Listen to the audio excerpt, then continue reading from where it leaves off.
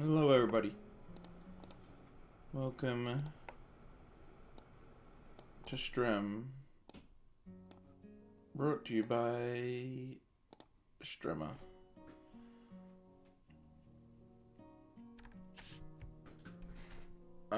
Give me a sec.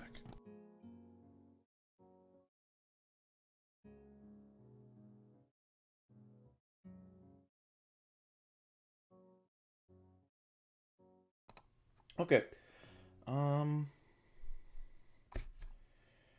Sure. Let's rearrange some stuff.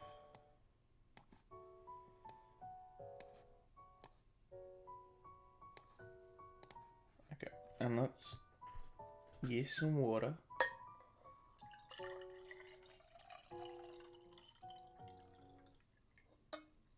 You love to hear it.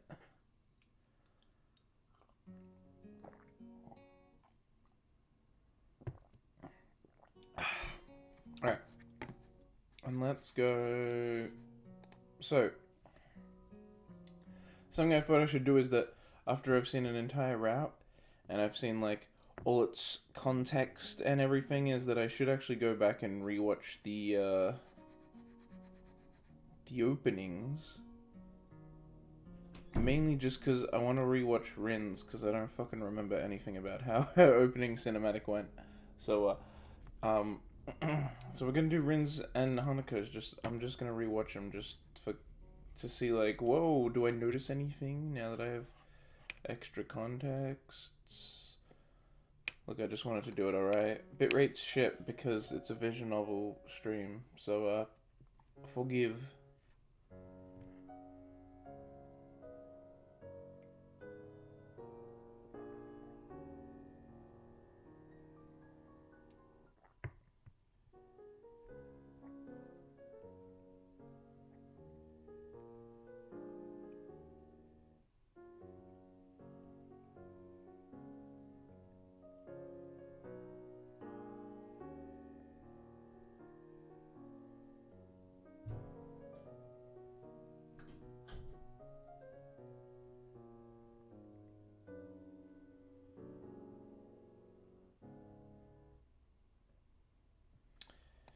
Poor Hisao. Rin really was a frustrating route for him. Okay, Hanako. I mean, I mostly remember Hanako's.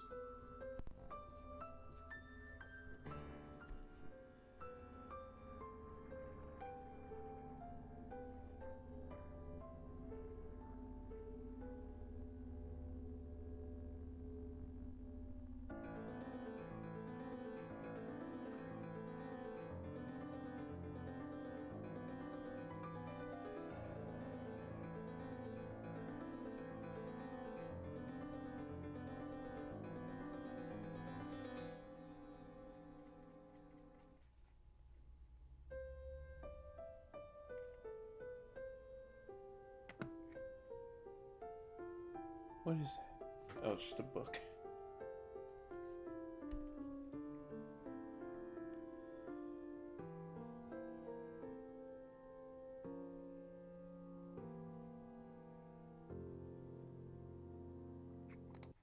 Yeah. I mean, not really. You could kind of get that one from the get-go. Okay, we need to load some Hanako choices. Shady Encounter, that's what meeting Mickey is called. It's because she's black, isn't it? Well, not black, but dark skin. Oh my god, is this...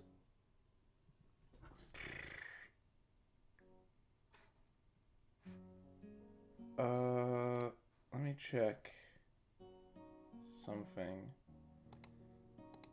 Wait. Lunch Evolution Theory and SIP Part 2. Are they... What are they? No, library.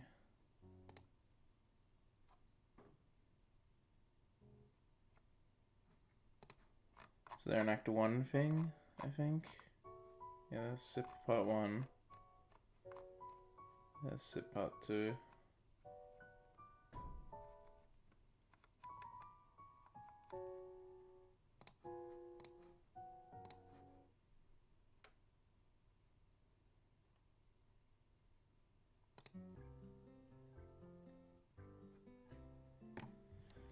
Don't know. What do you think, Hanako? What do you say, Hanako? We hope it shouldn't take. It shouldn't take long at all. How do I? Yeah, okay. Hanako's fidgeting answers my question before she can even form the words. I really need to go. Well, that was to be expected. Looks like it's just me and the council girls again. It's easy to resign myself to another afternoon's work in the small council office. I'll catch up with you later, okay? Okay. Right, now that the farewells are over, it's work time. Is this a whole scene? It is. Misha and Shizune frog march me to the student council office, never once letting go of my shoulders. I feel a little bad for ditching Hanako like this, but if this is the price for getting Misha off my back, so be it. So then, what are we up to today? Debrief. Huh? Isn't this supposed to happen after something? Yeah, we have to collate all this information from the festival so that Shik-chan can debrief the teachers. Shizune drops... Let me turn down this music a little. Just a little, that should do. Shizune drops a large pile of paperwork on the desk in front of me and smells... What was that? What? Okay, words. You need to sort these out into 2 piles. One for financial stuff like receipts, one for feedback, one for positive feedback, maybe one for things that look like they could be problems next year, one for problems that probably won't be able to be fixed. That's a few more than 2 piles. Yeah, it's like double. Huh? Oh, right, yeah. I thought it would only be 2 piles. My bad. Right, while I'm doing this, what will you two be doing? Well, we missed lunch because we were collecting all these reports, so we're gonna go get some food. Why don't you just sort them out while you were collecting them? Thankfully, my self-defense mechanism kicks in and prevents me from opening my mouth and further worsening my situation.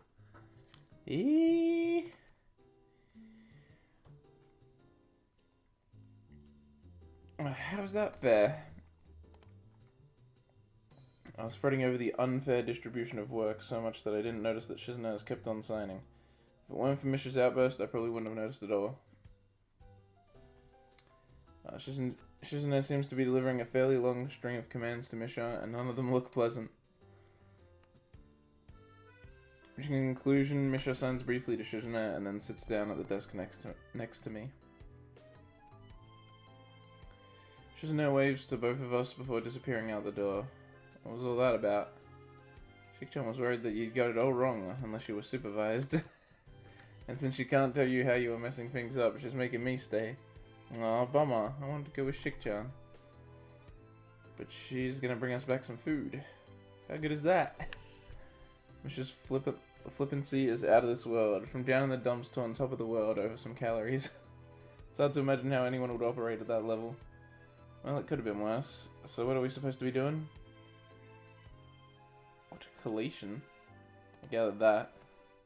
Well, let's just start making piles. We'll work out what the piles mean later. Right. Is that to separate all the papers into increasingly complex files? At first it's just simple categories. Financial, feedback, incident reports. Then they split apart into the good and bad reports, and further still until it starts to look like we've just thrown the papers onto the desk. This is hopeless. Huh? Why? We're doing what we were told, right? Yeah, but it looks like we're just making a mess. Nah, I think we got a lot done. Shik-chan will be able to work out the rest from here.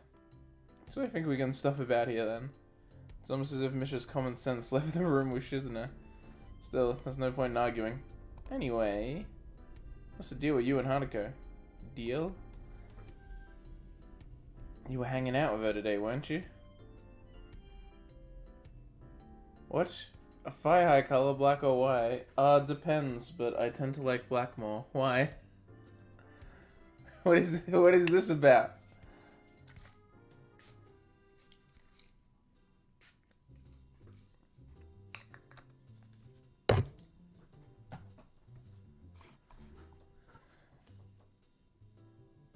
need to choose rewards. What do you mean rewards? Oh, is this a PSO2 thing?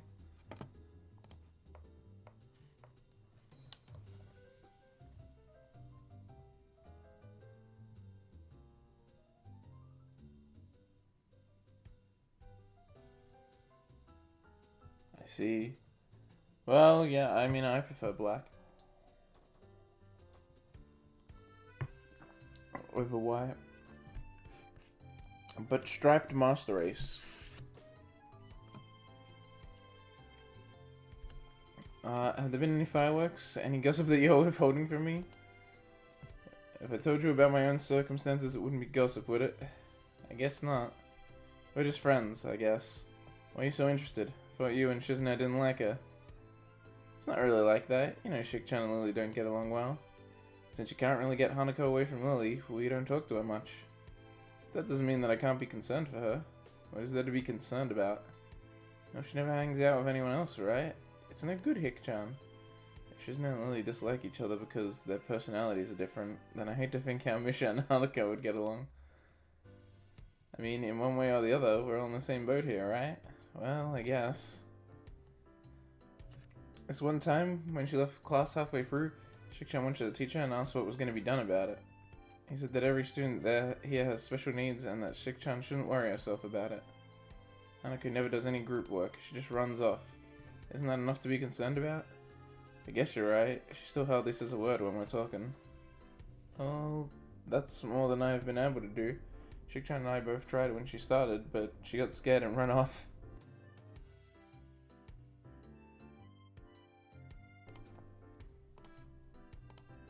I considered telling Misha that exactly the same thing happened to me, but she seems caught up in thought.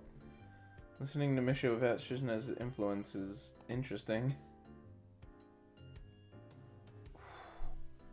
I think she needs to realize that people here don't care what she looks like, and that she can trust us. If she could, I'd feel a lot better about her. I think that is the longest I've watched Misha without seeing her sign. When she's with Shizune, she's constantly waving her hands about, explaining the world to Shizune. The amount of effort probably places a strain even on an agile mind. And let's face it, Misha isn't the world's brightest spark. Well, I'll keep an eye on her for you. But you should probably apologize for earlier. I don't think Hanako was cut out for that kind of joke. Oh? Oh. I didn't even notice. Sorry. Don't say it to me. Just mention it to her. Alright, first thing tomorrow, I'll speak to her. Good. A cacophony from the... what? Okay, from the door heralds the return of Shizune. I guess you can't really tell how much noise she is making. Oh, Shik-chan, you're back. Shizune appears, completely laden with goods from the convenience store. Konvini. There was some surplus left from the festival. Since this is officially festival business, I've splurged a little. Nice idea, Shik-chan. 10 points. Is that really allowed? If someone refuses to join us, you seem to take an unhealthy interest in the politics of this council. I shall punish your insolence by rationing your portion of the feast. Fine, fine, I get it. Misha slides the multiple stacks of paper to one side to make room for the avalanche of food Shizune is spreading out. As I watch my hard work misdirected, As I watch my hard yet misdirected work become wasted, I realize that it's little wonder why these two need help. The convenience store meal isn't overly tasty, but at the very least, it's filling. Thanks for helping today. Most of the time, we just make up the reports for the staff. What? You can't do that? This year, we can at least make up some relevant headings on the debrief. Are you sure this isn't a corrupt organization? Yeah, seriously. I don't know, I don't know. We're by the book. It's not our fault if the book isn't specific enough. I thought that was the definition of corruption. Yeah, that's just that's just loopholes. You two would do well on Wall Street. You think too much. You know what? You're probably right. Anyway, I must be off. That is, if I'm allowed to leave. Work has been deemed sufficient. You may leave. Well, thank you. You know, if you stress to the free meal side of things over the endless workload side, you'd probably end up with more recruits. You might just have a point. Well, think about it. And think about what we talked about. You don't have to tell that to Shizune if you don't want. What? Oh, right. I'll try to see her tomorrow. Good night, Hick-chan. Good night, Misha, Shizune.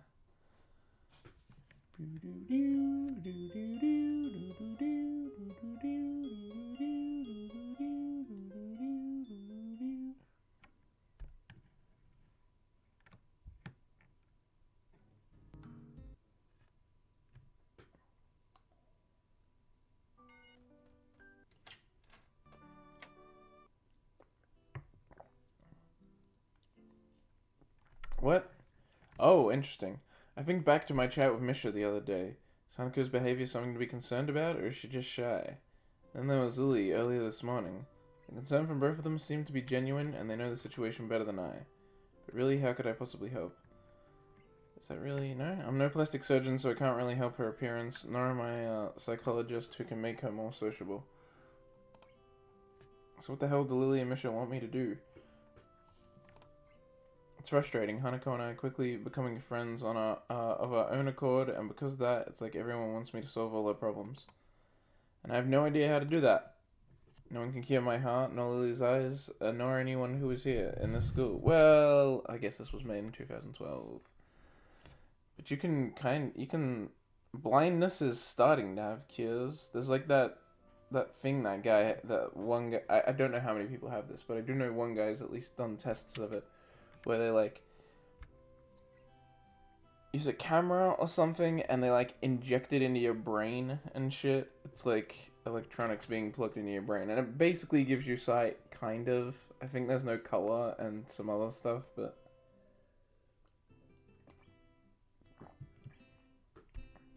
that's a thing that exists. However, I see no harm in becoming better friends with Hanako. Now that she's warming up to me, I kind of enjoy hanging out with her.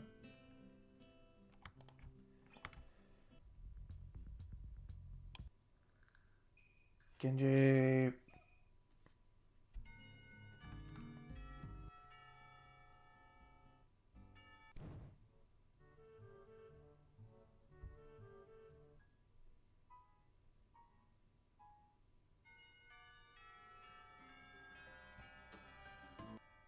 We're gonna go through quite a lot, actually, aren't we?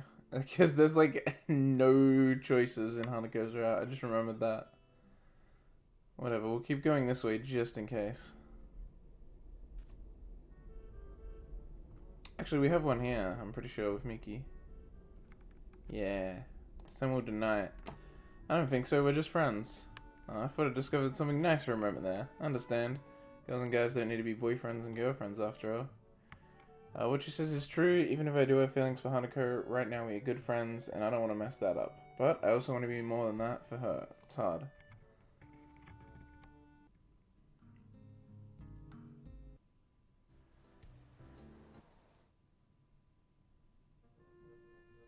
I think the next choice is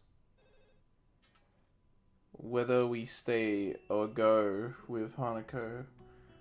And I'm pretty sure staying gives us a whole extra scene. There's not many choices in this route, but at least all of them seem to give you, like, an entire different scene. Like, based on what you pick. So they're pretty substantial, for the most part.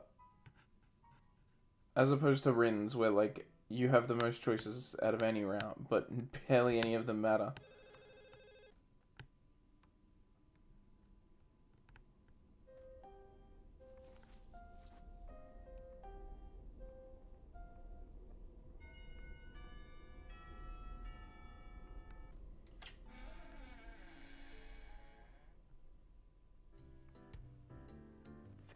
Wine!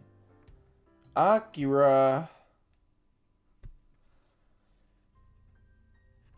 Speaking of wine, I'm gonna do a drunk stream in a few days, guys. Well, hopefully. If I can.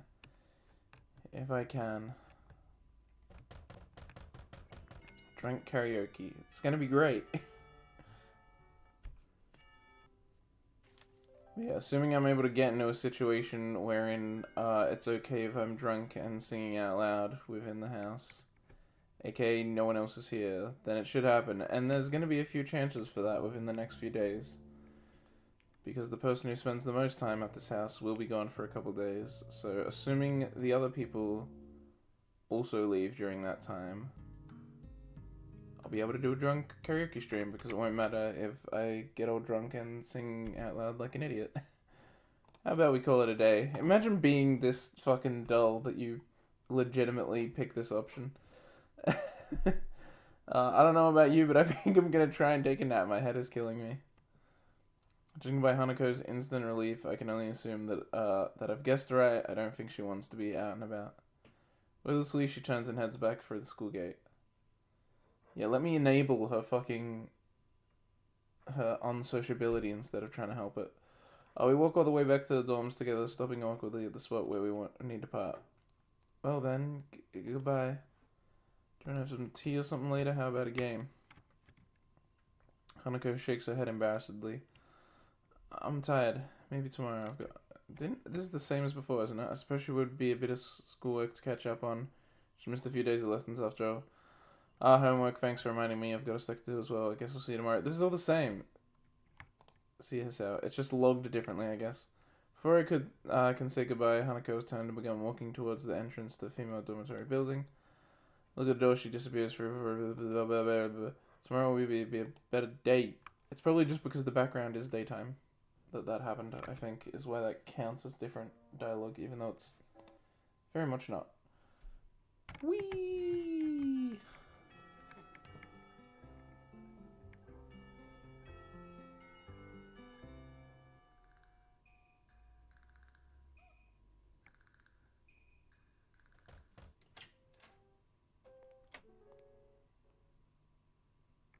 It's the Lily Cole.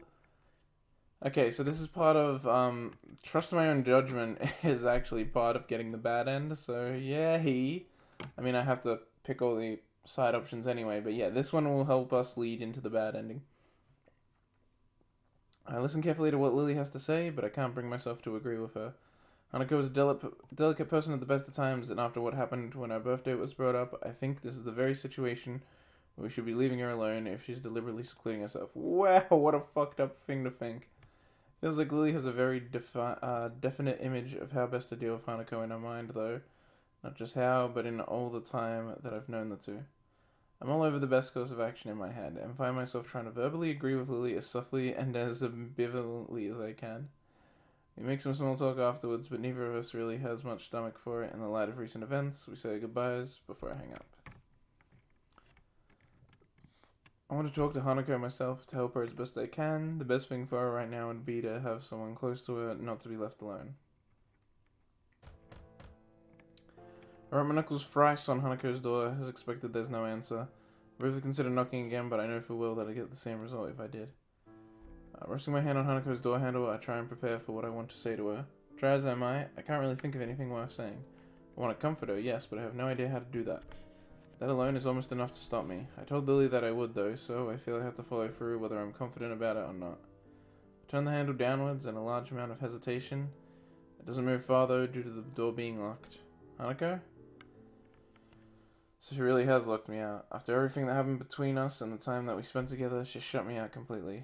I don't know if you can hear me, but I just want to talk to you a bit. If you can hear me, could you unlock the door? I wait in silence. Minutes pass, but eventually I hear footsteps coming to the door and the lock begin working. At least she's willing to hear me out. That's one good thing. I don't really know what to say, but I just wanted to see you. I wanted to make sure you're alright. I take a breath before pushing the handle down and opening the door. If she unlocked it without raising any protest, it should be fine for me to go in. Hanako is sitting on the side of her bed, her face sullen, as though deep in thought. Her room is as stark as ever, and right now she seems to perfectly suit the mood it gives off. Eventually, her eyes slowly move to the door. As soon as she notices my presence, she darts off her bed and jumps to her feet, facing me straight on. Her oversized gown makes the gesture look all the more sweeping as it freely moves about her light frame. What are you... I quickly regret coming in as I look at her. She looks depressed.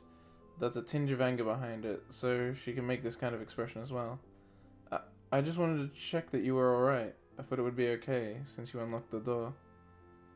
Hanako opens her mouth to speak, but quickly closes it again before looking away. I stand in silence for a while before she steps back and sits down on the side of her bed. I'm not sure whether she's frustrated with me and resigned to the fact that I'm here, or genuinely okay with me being in her room. Once again, I find myself completely unable to work out how she feels. It's annoying. I end up walking to her desk chair and taking a seat. I do it slowly, to allow her time to raise any issues she might have with me sticking around, but she doesn't say anything. All she does is stare at the ground, not moving a muscle. After sitting with my front to the chair's back, I take a better look at Hanako. She appears pale, but her cheeks look red. I'm not sure she's been eating well, given how thin her frame looks. Lily might have said it would be better if I kept more of a distance from her, but it's hard to think of that as the correct way to deal with Hanako when she looks like this. She keeps looking at the ground without a word, as if waiting for me to say something. It's entirely reasonable, since I'm the one who came into her room. Want to go out somewhere? Going down the hill to town might be a bit much, but we could at least go for a walk outside. Whoa, that's... No. Why do you want to do that?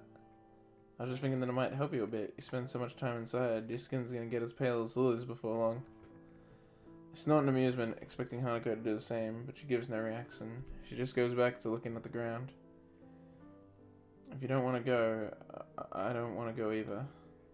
It's fine. I played soccer and hung out with friends after school a lot before coming to Yamaku, so I like being outdoors. Hanako shows no visible reaction. It's hard to talk to her when the discussion is so one-sided. We could go to the library, if it wasn't closed by about now. The gardens would be fine though. She begins to play with her hair. It's distracting, and strikes me as a little unusual for her. Then again, since the incident in class happened, I've been tiptoeing around her for fear of hurting her like this again. Like that again. Actively trying to get her outside might be a good thing. Lean forward a bit more in the chair and give her a slightly forced smile to try and lighten the mood a little. There wouldn't be anyone around by now, so you wouldn't have to worry about someone getting in our way. It could be a little date or something. Oh god. I give a small chuckle but catch myself as Hanako stops playing with her hair and grips the bed tightly. Hanako's mouth moves but try as I might, I can't pick out what she's mumbling. Hanako? You don't understand. Even now, I can only barely understand what she says. It feels like she's trying to make her presence as small as possible. That's incredibly natural for her to do in class or around others, but it hurts when she tries it around me. I told you it's fine. It's just a little walk. Nobody will notice us. I get out of the chair and walk towards the door, turning back to invite Hanako along. Once again, she doesn't respond at all to what I say. I don't... Going outside for a bit is good for clearing your head. Why do you want to do this? Because I want to help you. I don't want help. Did you just come here to try and get me out? I don't mind. I think everyone needs help sometimes. When I was trying to get through my first days at Yamaku, you and Lily helped me a lot. Besides, I'm not exactly busy. I don't want to go. I'm fine. I don't really think it's healthy to stay indoors that long. The sun's still got a little life in it, so it's not too late to have at least a little walk. I could probably use a bit of exercise anyway to help wake me up. I've got some homework to get done, and it wouldn't be good to fall asleep halfway through doing it. Then go. By myself? She nods. Well, I'm not really against that, but are you sure? I swung by to invite you to come with me. I'm fine. You can go. Come on, just a small walk? Please, just go. I'm fine here. Hanako.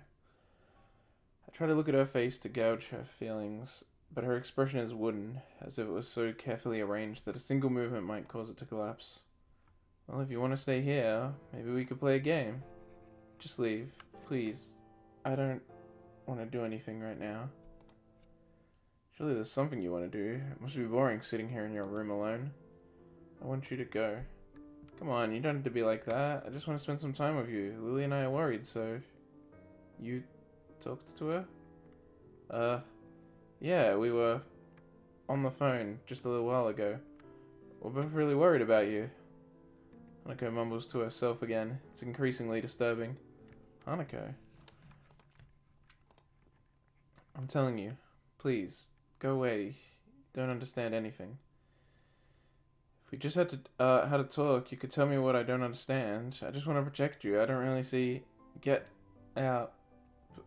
Please. Just looking yourself in your room again isn't going to help anything. Hanako, please. Silence. Hanako, I just want to help you. Suddenly storms off the bed, turning to me with an expression that takes me completely off guard. Get out of my room, get out of my room, get out of my room! Hanako yells at me with such force that for the first time in a long time, I feel genuinely frightened. I have no idea how to react to this. And from Hanako, of all people. Leave. I'm telling you, go. But I was just trying to help you. Be gone! Pretty much.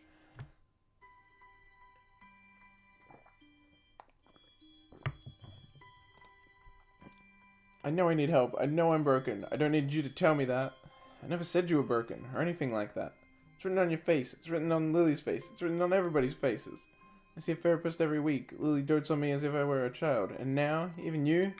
Nothing's changed. Nothing at all. I hate Lily. And I hate you more than anyone. Face moves in strange, almost gratuitous ways. I've never seen someone completely lose it before. But it looks like the usually quiet and withdrawn girl in front of me is going into just a destructive cycle before my eyes. I don't know what to do. I have no idea what I should say or do. Go. Leave me alone. Get out of here. Take a step back, then another, and then another. My retreat is only halted when I felt the door against my back. I can't fix the situation. Nothing I say would change anything now. I feel like I'm in a strange and deeply unsettling foreign world. I don't want to be here anymore. The door handle fights my clumsy attempts to open the door without turning my back to Hanako. Eventually, thankfully, the handle moves downwards.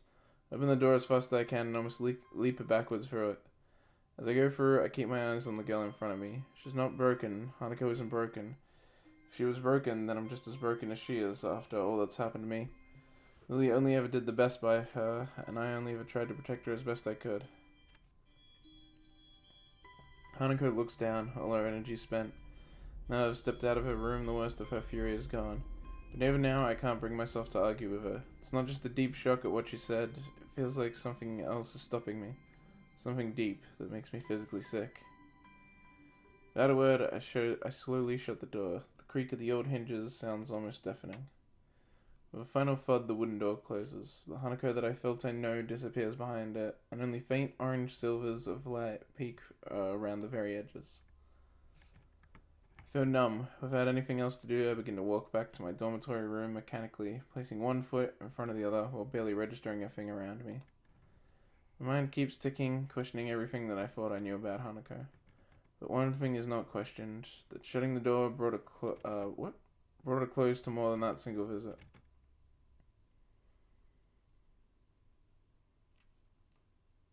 Oh, yeah, there you go. Bad end.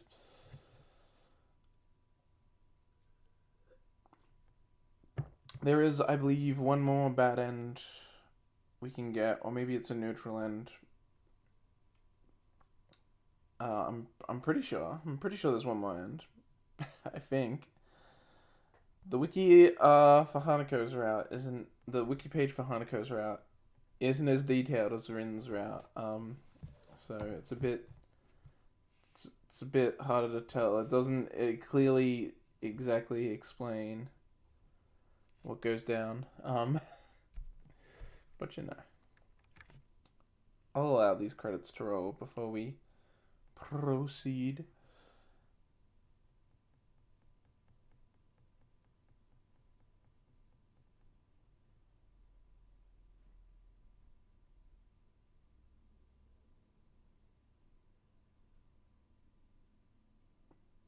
Four Leaf Studios. Ooh. Okay.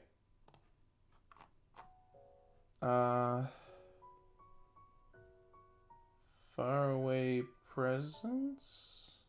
No. Wait. Maybe that. Wait, was that the only. Was that the last choice? Was it really? Am I thinking. I may have been thinking of those two. For some reason, I thought there was a choice after the phone call with Lily. Am I wrong?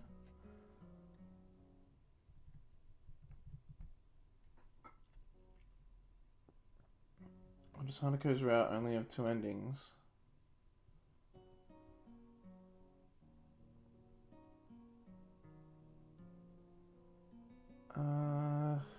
Seo listens to Lily, if Seo chooses to ignore Lily's advice, or if he chose to not take Hanako into the city after Lily left, regardless as to the decision he makes here, the result is the same. Hanako lashes out at him, treating her like she's helpless, and their relationship ends.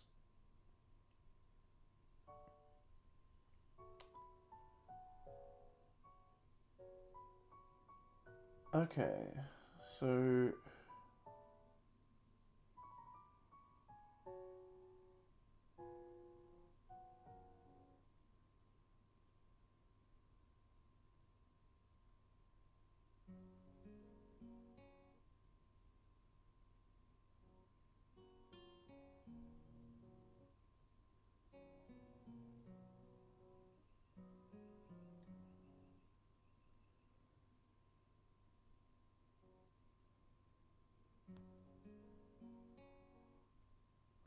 Huh.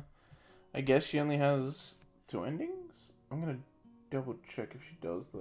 I'm just gonna look up straight up.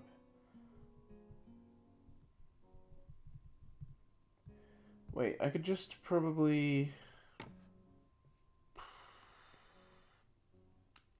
check the library. Hanako.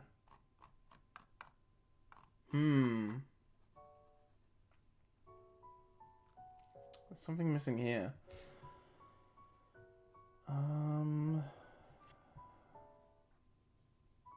But I picked all alternate ones.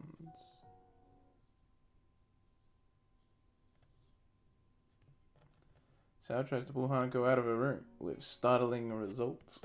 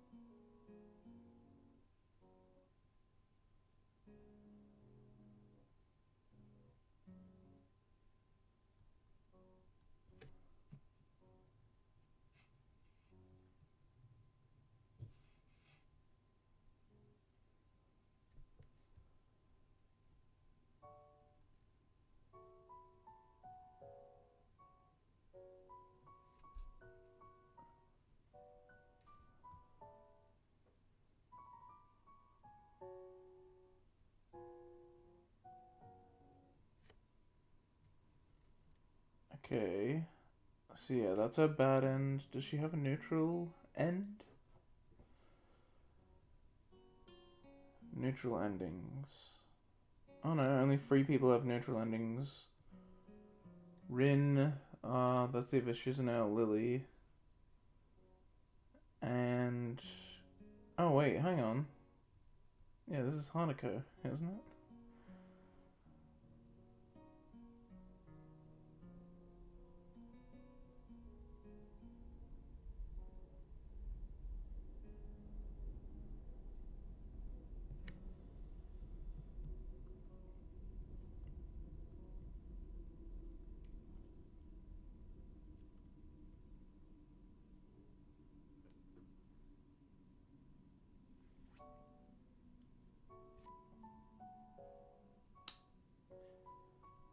Okay, so adulthood... yeah, adulthood is Hanako's. Good, which I got. We just got misstep, which is bad. And then there's a neutral called cup petals. How do I get this one?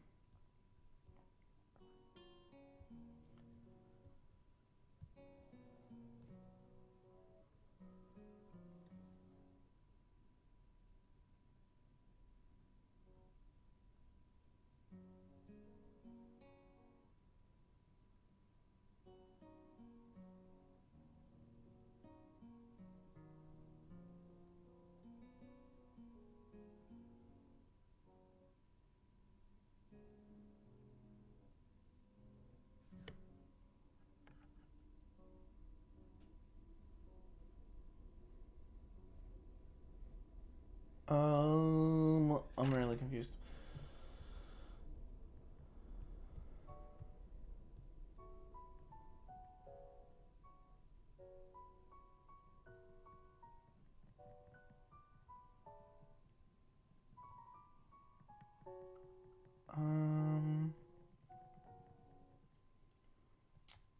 Fuck.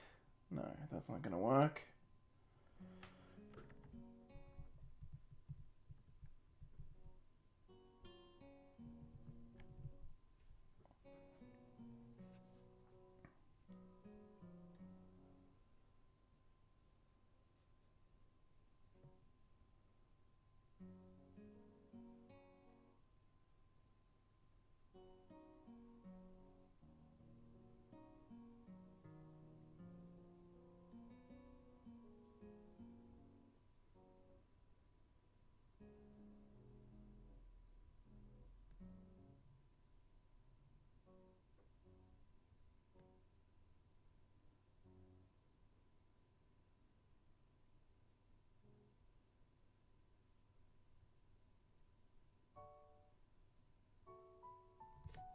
God damn it. Although I did find an interesting forum post where some guy's like, how do I get the neutral or good ending? I got the one where I have sex with Hanako, but then she gets upset at the park and I hug her, and then everyone's like, that is the good ending. And he's like, oh, I thought it was the bad one. I'm like, man, you think that was the bad ending? Whew, you're in. Damn, you're in for a surprise. Imagine thinking the good ending's the bad ending. I'm not sure what's worse, thinking the good ending is bad or thinking the bad ending is good. Surely that'd be worse if you got the bad ending and you're like, hell yeah, I got the good ending. She got pissed off and kicked me out of her room. I did it. I got the girl.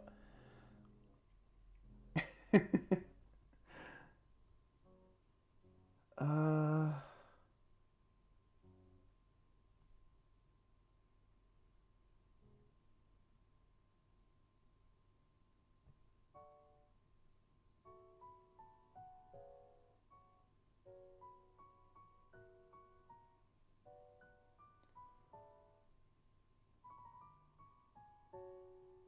Wait. Okay. Wait.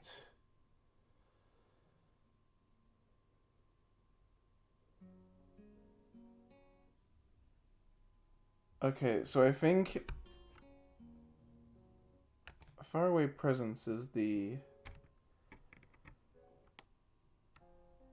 No, that's too early. Go to this one. Okay, I think neutral end is you go to the city. No.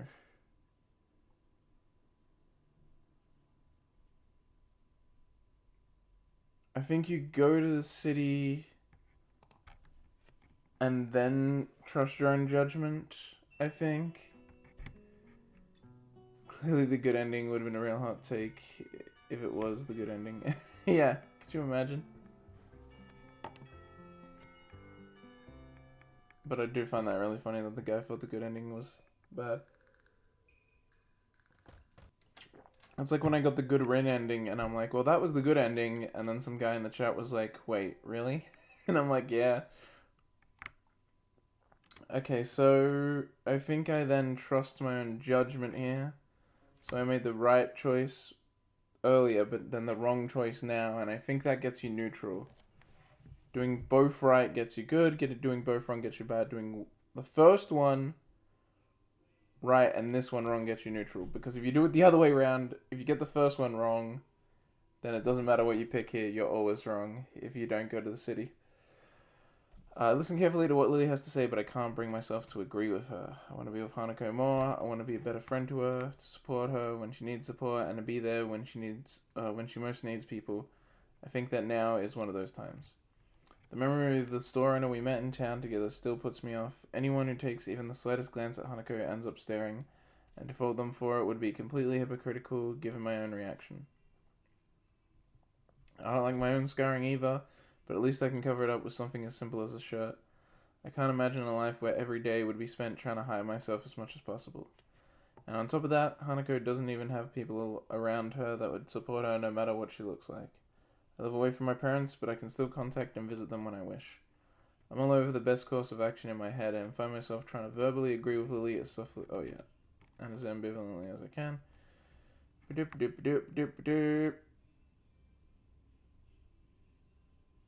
if I make this small gesture for her, I can only hope that she allows me to come this little bit closer. Notice how you make the big gesture. After talking to Lily at the end of the school day, I sat at my desk and looked out the window, idly watching students leaving the school building. Usually they left in groups, but even when they left alone, they'd say goodbye to their friends first. It's completely normal, something I would have missed completely had it been any other day. It's because it's so mundane. But it's also something Hanako has never had in the time that I've known her. As I stand outside of Hanako's door for the second time in as many days, that fact doesn't leave my mind. I had 2 plates in my hand, on each is not exactly the most hearty of meals, but I want to be sure that Hanako is at least feeding herself. It may also be a way to gain a little leverage in getting her to let me in. Lily and I have tried our best to be there for her ever since she broke down in class. I've dearly wanted to protect Hanako. Such a thing happening to her again, or even something worse, is something I don't want to think about. The door gives a solid series of thuds as I knock on it, while carefully propping up one plate on my other arm. I doubt Hanako will open it for me, so I can really hope to accomplish is to attract her attention. Evening, Hanako. It's just me. I pause for a moment to see if she will respond, but the fact that she doesn't isn't very surprising. I have some food for the both of us. Could I come in? For it feels like a very long time, some muffled voices from the floor below are the only sound to be heard. Hang on a sec.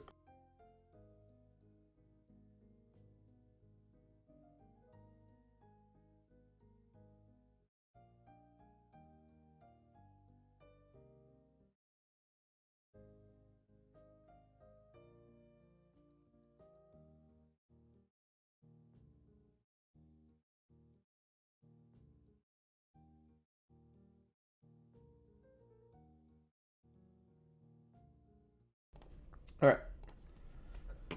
Then I can hear the sound of bare feet on the floor coming up to the door, and I have to stifle a sigh of relief as I hear the door's lock being whacked. When Hanako opens the door, I look at her intently. She looks up momentarily to the plate in my left hand. It's a modest curry dish I quickly made from a packet.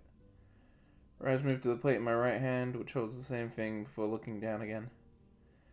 As she shuffles back into her room, I realize that I haven't said a word to her. I glumly follow her in, slightly embarrassed by having been so wrapped up in observing her. More than ever, the grey and stark atmosphere of Hanako's room feels like a reflection of her personality. The voices from outside become completely inaudible, and the silence inside... And the silence outside are oppressive once I close the door. Walking to the far end of the room, I place the 2 plates on her desk. I'm thankful that she let me in, but as I turn to face her, I can't help having second thoughts about coming to see her. I don't believe Lily was right though. Looking at Hanako like this, I can only think that giving her space is the last thing we should be doing. I don't want to imagine it, but she may do something very foolish. It's just an instant meal, but it should be filling. I take a plate in my hand, offering it to her. She wordlessly takes it and sits on the side of her bed. I take a seat in her chair, and the familiar sound of eating rings in the room as we dig in with the forks that were stuck into the rice. The curry itself tastes okay. I wouldn't expect much more from a packet whose brand I didn't recognize. So it's not horrible, it's at least something. Eating takes the edge off the fact that she isn't talking. Neither of us really likes to talk when we're eating, and this reminds me of the lunch times we so often spent together. Frickin' packet. I've never had packet curry. Never. I always make my curry when I have it. I mean, the curry itself, it's like the little blocks that you break off, but you know, I like, you know, that's actually making it. You know, I cut up the curry and everything. I cut up the vegetables and everything. I cook it in a saucepan. Eating takes the edge off the fact that she isn't talking. Neither of us really likes to talk while we're eating, and that reminds me of the lunch times we so often spent together. It's kind of nice, eating together like this. Hanako looks at me quizzically. It's at least a better expression than what she's been wearing this far. We became friends, mainly over sharing lunch breaks, so it's nice to go back to those times a bit. So packet curry. That's not packet curry! No, I refuse to believe. Isn't packet curry like the curry where like the vegetables are also part of it? and you just open like the entire thing is in a packet.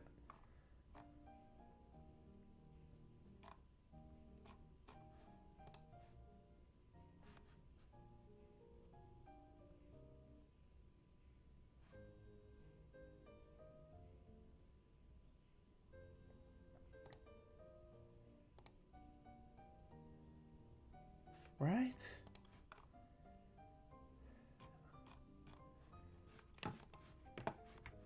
Or is it packet curry to have the blocks you break up? It's not though. It takes like an hour to fucking make. It's not. It's not the same. It's not the same. I don't think it's the same as what a sal's doing. So I refuse. I refuse. We became friends mainly over sharing lunch breaks, so it's nice to go back to those times a bit. She hesitates for a couple of seconds, and I find myself grimacing. Did I say something wrong? Right? I'm not. I'm not crazy. Toast. I'm normal.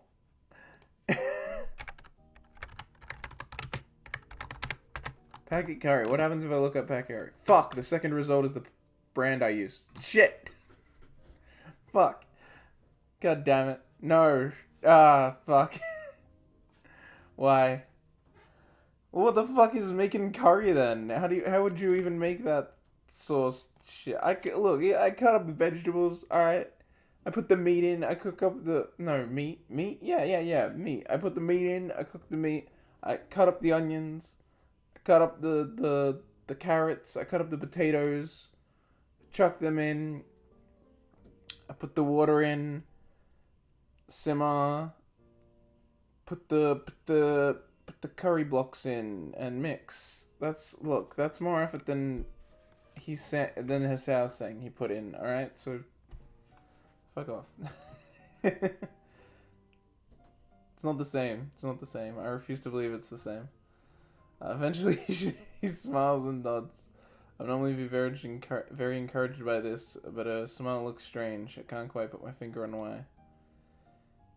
Everything's the same as before, isn't it? Yeah, of course it is. You still got Lily and me to help you and protect you, and when she gets back, everything will be just like she never left. Hanako nods again, her expression remaining exactly the same as before. She feels like a different Hanako from the one I'd first seen when I entered her room, and it's vaguely off-putting. Both of us go back to finishing off our dinners after the short exchange. Despite Hanako looking happier than before, my eyes keep flicking to her as if to reassure myself of that fact. Before long the last of Hanako's curry is cleared, I finish the last of mine as she puts the empty plate on the desk and place my own empty plate and used fork on top of hers.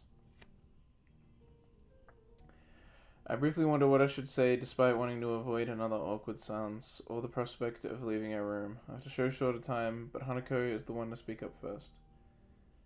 It's still curry from a packet though, so packet curry. I guess so.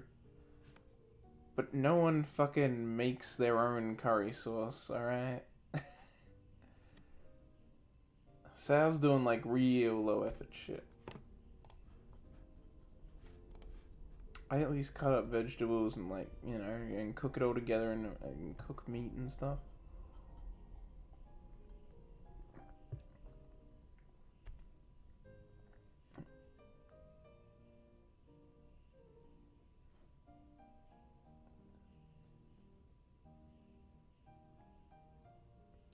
It's really damn good though. The curry I use, golden curry, I believe it is, right? Yeah, golden curry. That's some good shit. Golden curry for forever.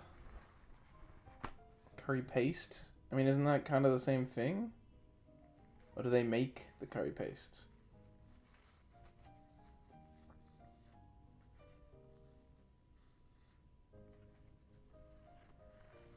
Southeast Asians are actually not packet.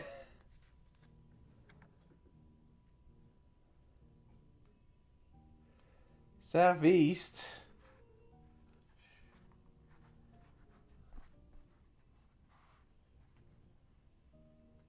Look, all I can say... I mean, isn't Japan Southeast? As far as I'm concerned, don't most Japanese people use packet? My girlfriend used packet. She was like, "Oh, let's make curry for dinner," and I was like, "All right, but I've never made it." And then she's like, "Oh, it's fine, I know how to." And then she bought a packet one. And every time I've seen it in anime, they use packet ones.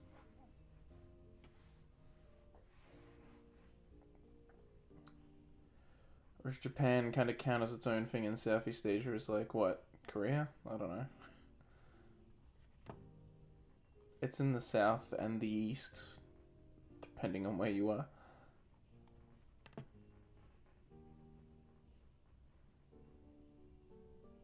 GPU's packet. Hell yeah. Well, there you go. That's what I know. Not south. It's south. If you're in Russia.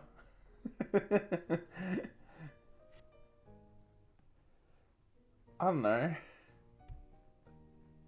Asia doesn't go that far down past Japan, does it? Or is Japan higher than I am thinking? Give me a world map. Stat. Oh yeah, it's way higher up than I thought. So what, is Southeast just like... I guess China? China.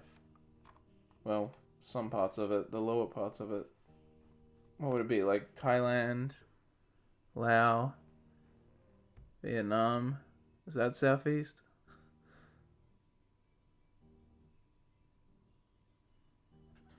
Because once you start getting into Indonesia, isn't that its own thing? It's no longer Asia, right? It's not Oceania. I briefly wonder what I should say, desperately wanting to avoid another awkward silence or the prospect of leaving our room after so short a time, but Hanako was the one to speak up first. I was wondering, since you're here... She quickly goes to one of her drawers, and after a minimum of fussing around, pulls out a chessboard. Ooh, would you like to play? I've still, like, never done a chess stream, except for, like, the 2 games... Or was it 3? 3 games of chess I played on 51 worldwide games. I'm going to cash in on the chess craze at some point.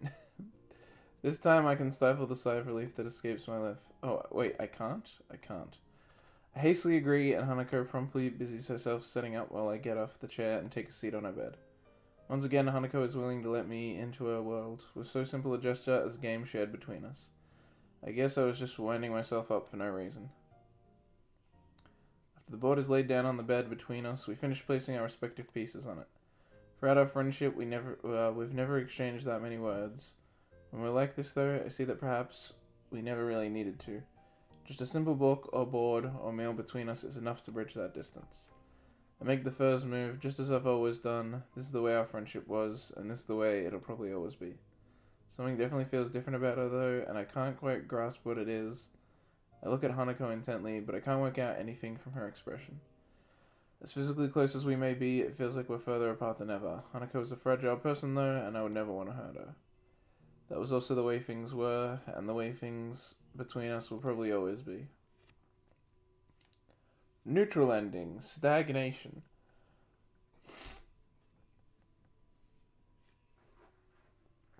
And once again, credits with no pictures and no sound, so not a good ending. Oceania is just like Australia, New Zealand, Papua New Guinea, isn't it? Is it? I thought it was Indonesia as well.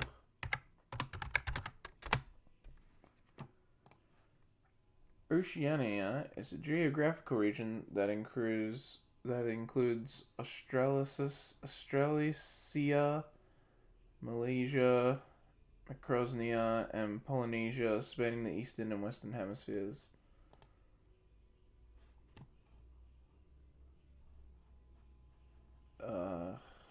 Oceania has a land. Okay, well, oh, wait, Oh, okay, Oceania geopolitically is just Australia, New Zealand, Papua New Guinea, and then a bunch of islands to the east. But geographically, it includes like Indonesia and Java and like all the islands up there.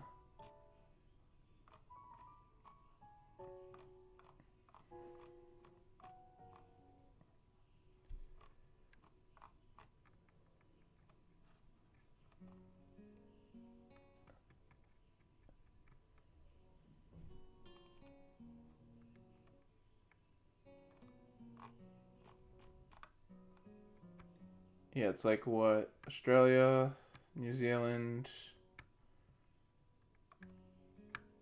Fiji, New Caledonia, Papua, West Papua, Papua New Guinea, Solomon Islands, Vanuatu, Malaysia, Federal State of Micronesia, Guam, Kiribati, Marshall Islands, Nauru, Northern Mariana Islands, Patua, Wake Islands, American Samoa, Cook Islands, Easter Islands, French Polynesia, Hawaii. Hawaii counts, interesting. Niue, Fitsarian Islands, Samoa, Tokelau, Tonga, Tuvalu, Wallis and Futuna, Polynesia.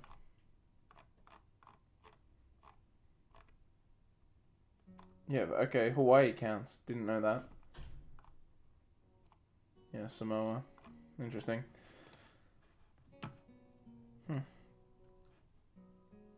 So you were right in a political sense, but apparently that's different from its geological definition. Which makes sense. Indonesia does make more sense as being a part of Asia in a political way. Because it was also known about before before Australia was. For a long time.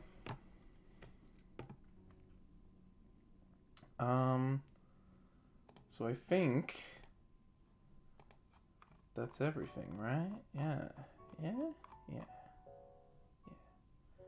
I'm apparently 52% complete with the game, despite having 3 routes left?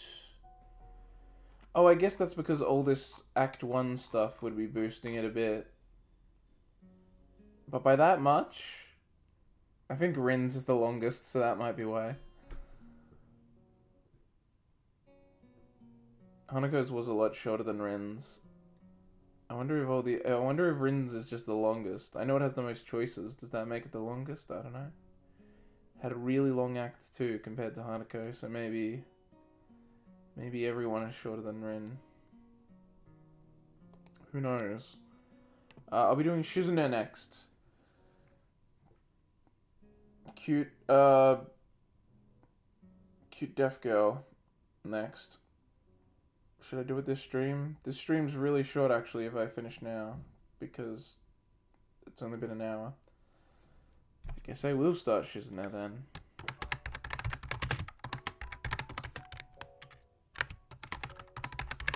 Starting Shizune route. I changed the title. Alright.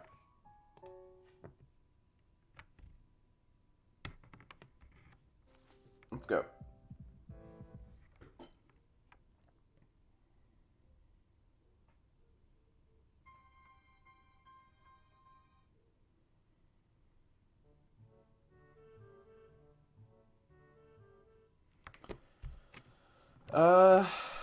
Does either of this matter? I don't even know. Should I look it up? You don't like me looking it up, Toast. Last time you said you'd just help me, so I don't know. Hopefully this doesn't matter much.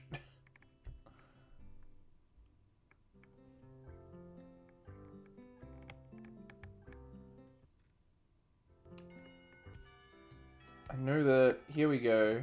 Ask about Shizune's deafness. One we've never done. And I'm pretty sure this is a plus to Shizune. Shizune intrigues me, and I kind of want to ask about her. But I can't really ask about something that personal, can I? Can't come up with anything else to ask, so I just focus on my food while the girls talk between themselves. Misha and Shizune sign back and forth very animatedly, throwing sideways glances at me, but Misha refrains from translating. Maybe they're talking about secret girl stuff or something. Sign language would make it really easy to, have languages that, like, just talk in secret, even out in, like, with people around you. Quickly notice the conversation in sign is not enough to fill silence. Yeah. Wow, so I don't even actually ask? I guess it's just, like, you pick that option to express interest in her. I'm outrated, so I only have audio. Lamau. Oh, damn. Alright, well. We'll just see how this goes. Those are the deaf routes to get anyway, technically.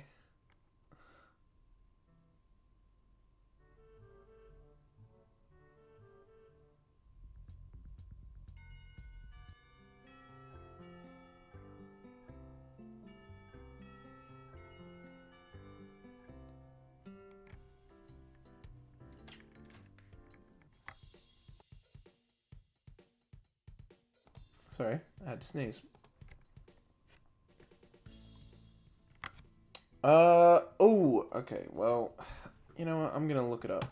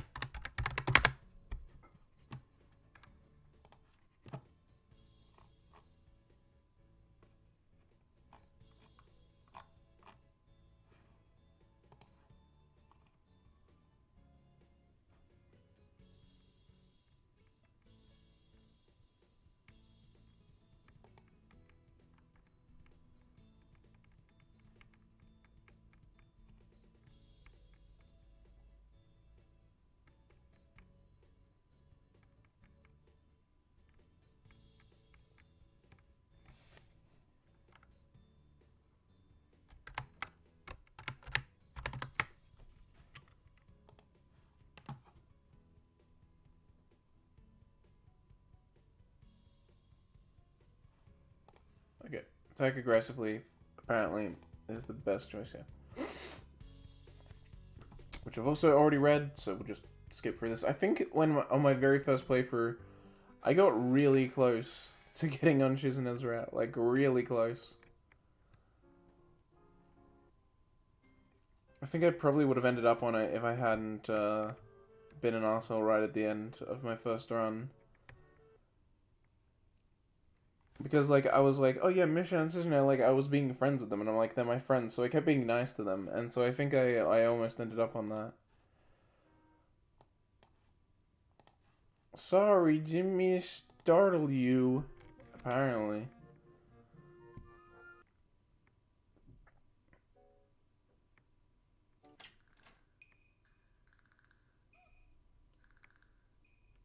And apparently I say she was cute. Alright. I guess it's because these choices don't matter either way.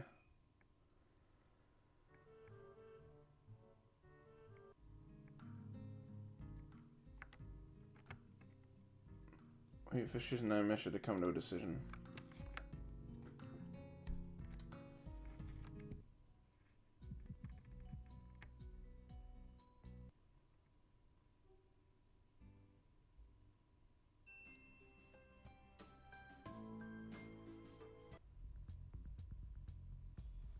Yeah, damn, I got this stuff on my first route too. I really was, like, really close to the Shizune route on my first playthrough. I just shouldn't have been a dick at the end. Well, I didn't even mean to, but then I fucking told Misha to piss off.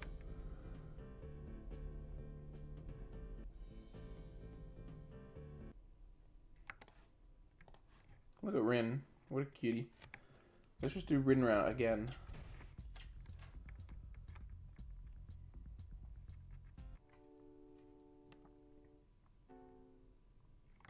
Can you promise to take it seriously? Yeah, sure.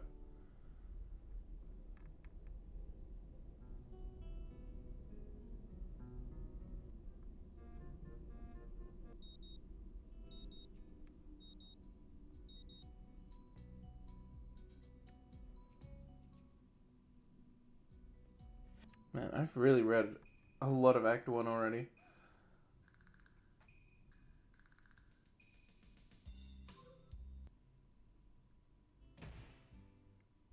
It's that fight. Oh shit, I need to sneeze again. Why do I keep needing to sneeze? What the hell is going on?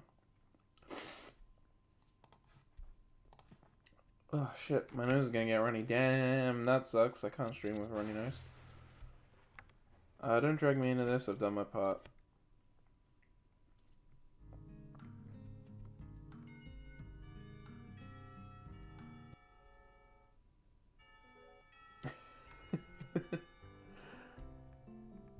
I just remember that scene, the way Misha's like, "Hey, delinquent," when talking to Hanako.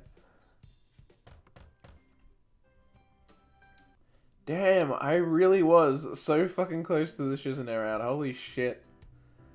Holy shit. This is just my first run through of the game. Like, take it easy. Okay, we haven't seen this yet. I let Emmy go with her own pace, and she doesn't show mercy, pulling half a lap ahead of me in an instant. I don't blame her. I mean, it's not as if I'm really putting any sort of real fight out here, is it? Instead, I'm just running at a steady pace, which is what I should be doing, right? So I need to go pushing my limits at this stage of the game. Gosh, is this even worth it? So we finish the second lap, I break off again. Amy keeps going and it almost seems to me that she's disappointed. Well, that's stupid. I don't have anything to prove to her. Come to think of it, I've got nothing to prove to myself either. I'm just fine the way I am. And what I'm not is a runner. That was probably a bad idea. I'm only here to say that Lily is the best. Shadow King 3069. Whoa. No. Lily is the best? Damn. I haven't done Lily's right yet. But I just did Hanako's.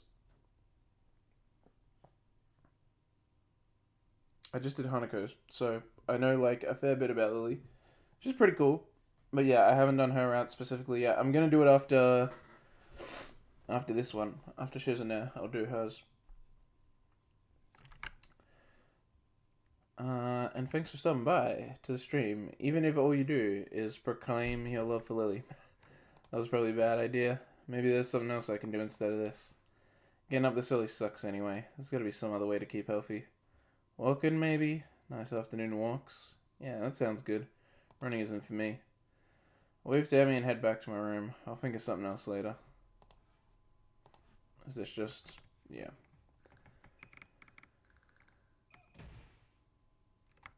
Whoa, the door down the hall opens with a crack as it swings forward from being pushed open too strongly and crashing against the wall. That's the sound that follows...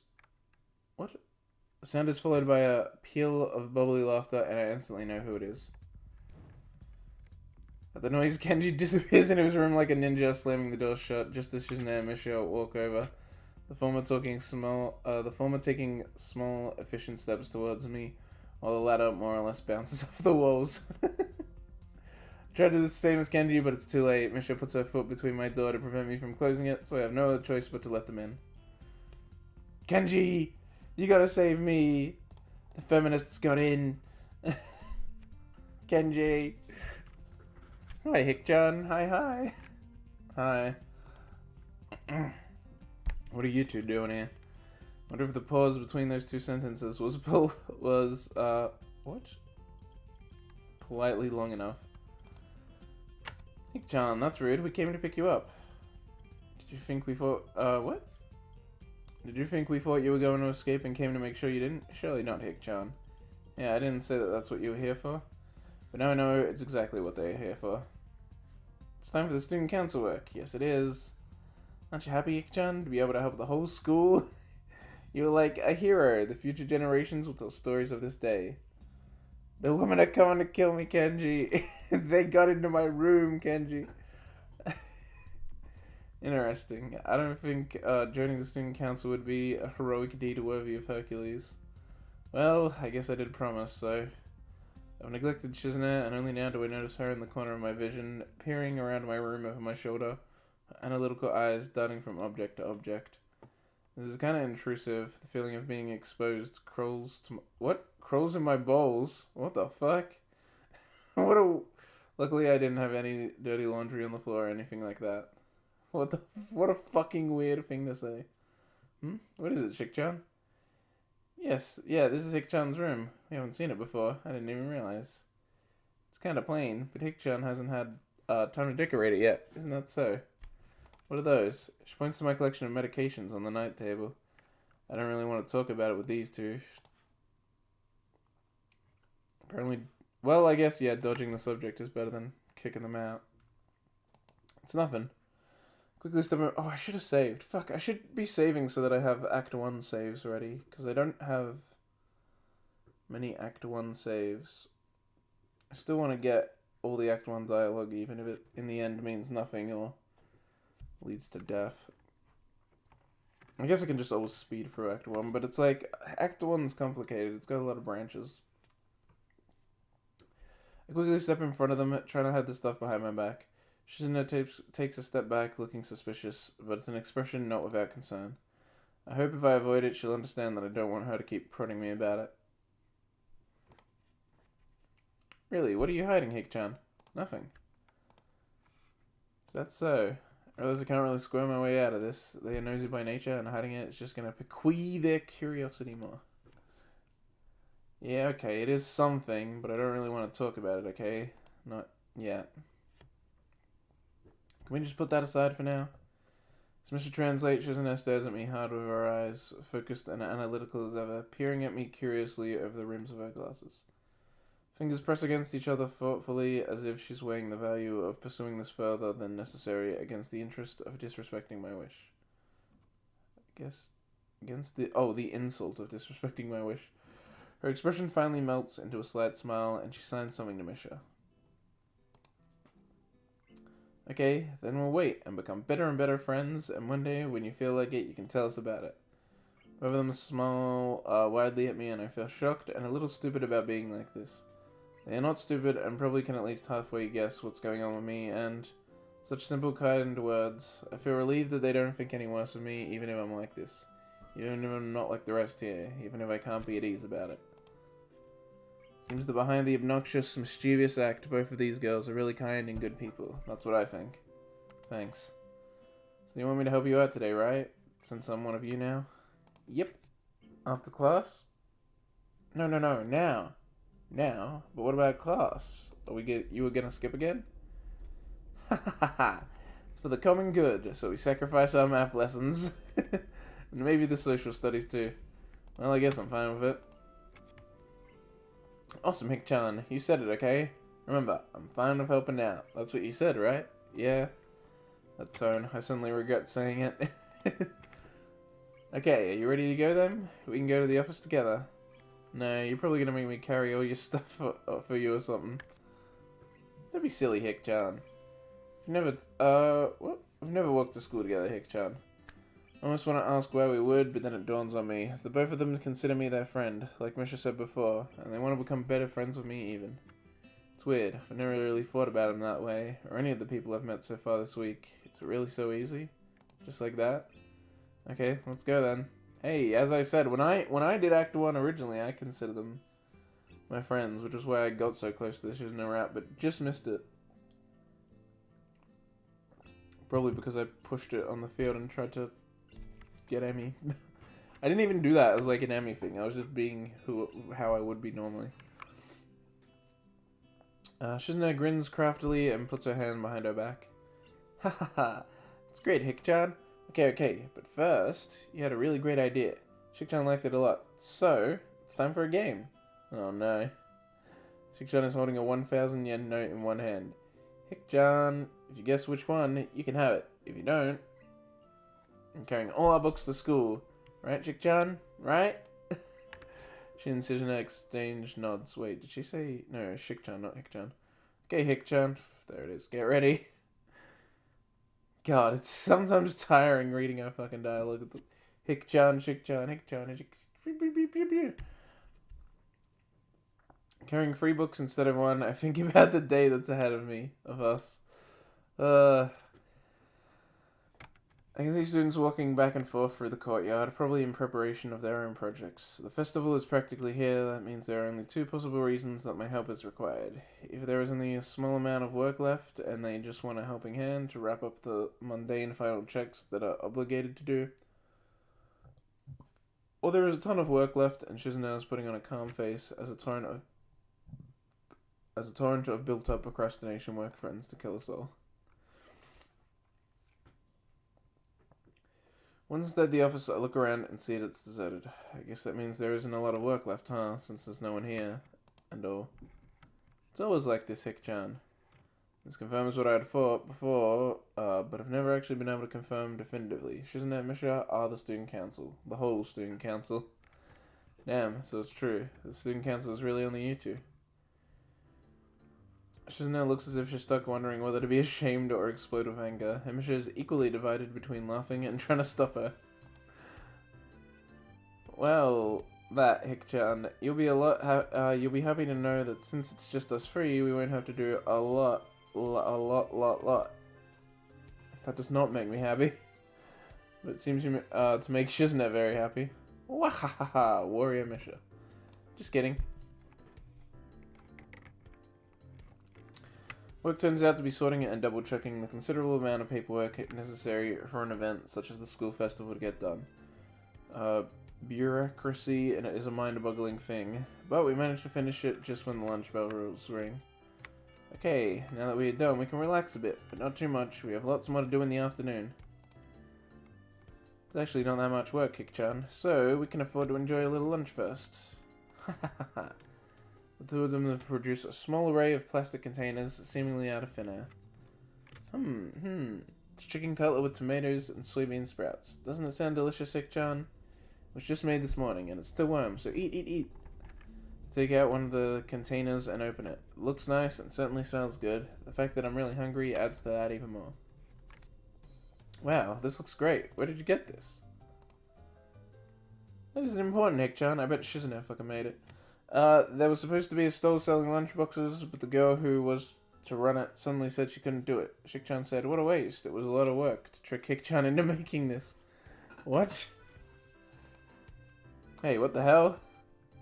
So, Hick-chan wanted to see if she could do it, but then decided not to, right, Hick-chan? Oh, she didn't? Okay.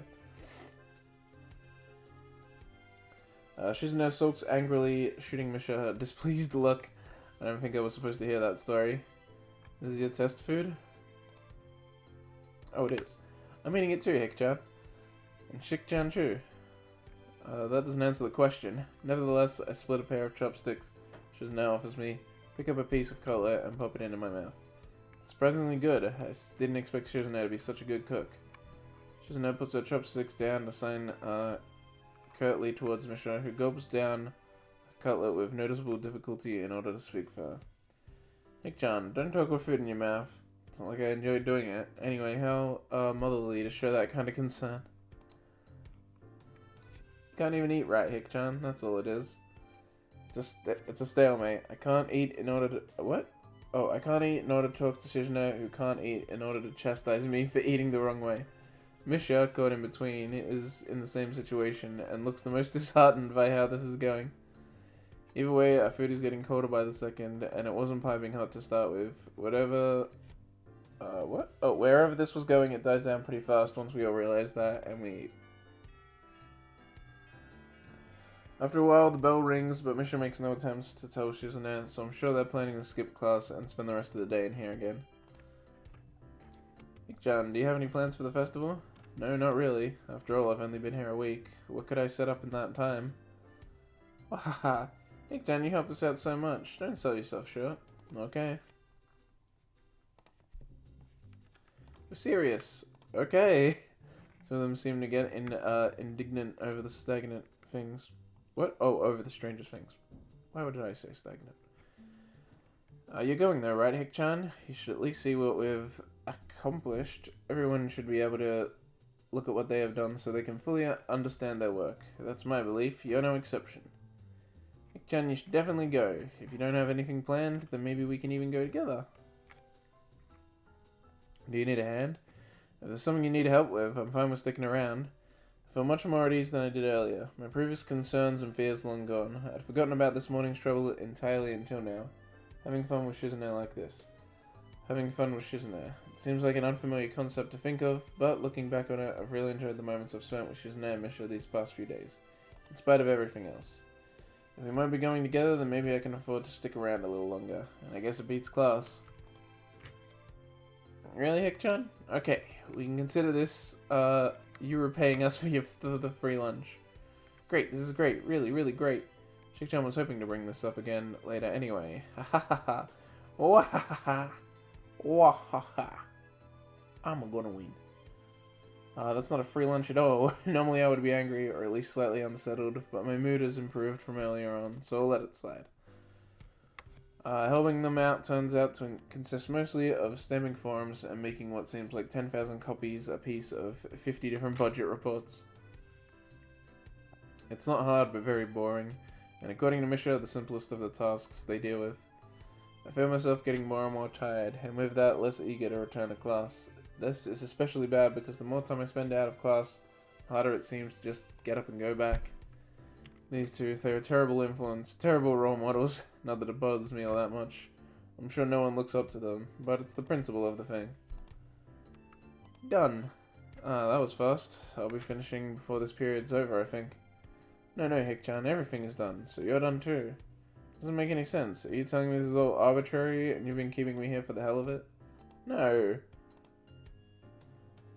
But we have kept you long enough. You should go back to class, Hick-chan. You can still make up for it for most of this period. What about you? Of course we're coming too, of course. We'll be right behind you.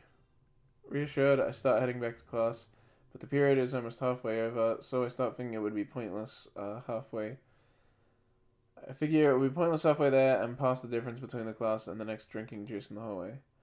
Keep an eye on the door of the student council room, but it doesn't open. What's taking them so long? Are they busy wrapping up my share of the work? Well, it shouldn't take so long, unless there's more and they just wanted me to leave. The more I think about it, the likelier it seems. Shizune is, well, not an idiot, but clearly she's unable to just come out with things. Maybe it's because she can't talk, so it's harder for her. She has Misha, but all in all, as easy as they make it look, there's still a difference between casual speech and sign language. I contemplate going back there to check on them, but the bell rings and I have to go to class. They join me a few minutes later, and the thoughts I had in my mind before slip away in the routine of school life. By the time I remember, school is over for the day, and I'm too tired to do anything but go home, do my homework, and then go to sleep.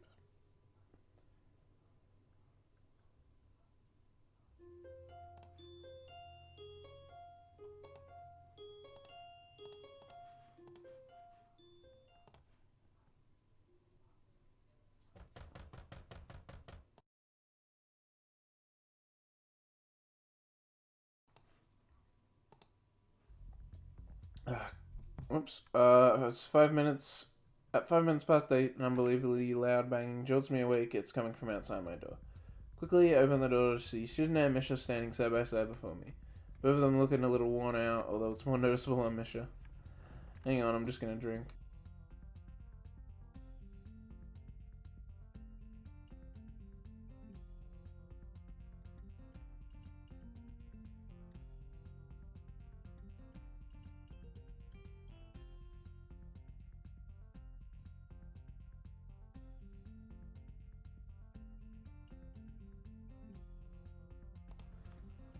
Crispy. Crispy, I say, even though I'm drinking water. Which one are you knocked? I ask, echoing the question that must be on the mind of everyone in the entire building. That's not important, Hick-chan. She quickly dismisses it without even batting an eye. Oh, you're still in your pajamas, Hick-chan. So do you wake up at 8? I notice her hair is wet, her curls are barely holding their shape. No, I thought I'd sleep a bit later, since it's the weekend and all, and I've been seriously sleep deprived this week. What if she missed the poison in my words? And it's a good thing we came to wake you up. Anyway, Hick-chan, I guess you would like to know why we're here, wouldn't you? It's not hard to guess, but I wish she wouldn't say the words she was going to say next. Would you like to skip class and go somewhere nice with us? Come again? Would you like to skip class and do something fun? I was certain they'd force me to help them again with some slave work. Seriously? Misha grins and nods enthusiastically. I like this new approach they're taking, although I'm somewhat surprised that they would suggest skipping class, even if we have only half a day, since it's Saturday. Aren't you too worried about constantly missing class? Well, it doesn't seem to be a problem. Hikchan, this school is pretty much a standstill whenever what? Whenever this time rolls around. What? Okay. It's a Saturday too. Don't you want to do something fun? I'm amazed by how little they seem to care. Not that we're pressuring you to give us your company, but we thought you might like to hang out. So, would you like to join us? Come on, you'll have a lot more fun than just sitting here with your head on your desk. I guess I won't be missing anything important, nor will I be missed. Alright then, I don't think I'll be missing much. What do you have in mind? My eyes narrow with suspicion as a thought crosses into my mind. Wait, this isn't just some trick to get me to do some more council stuff, right? No, of course not. That's a really mean thing to just assume like that, Hikchan. Besides, you're in the student council now, remember? If we wanted you to do something for us, we wouldn't have to trick you. Ha ha ha. This is the kind of coercion that is new to me. Only two pretty girls could pull it off. I let myself to relax a bit. Maybe I'm being too paranoid. It seems like they may just want to hang out. Nevertheless, no tricks? No tricks. Stop being so paranoid. Well, if you say so. Suddenly, I realize I still am wearing pajamas. Wonder if you'd let me dress up first.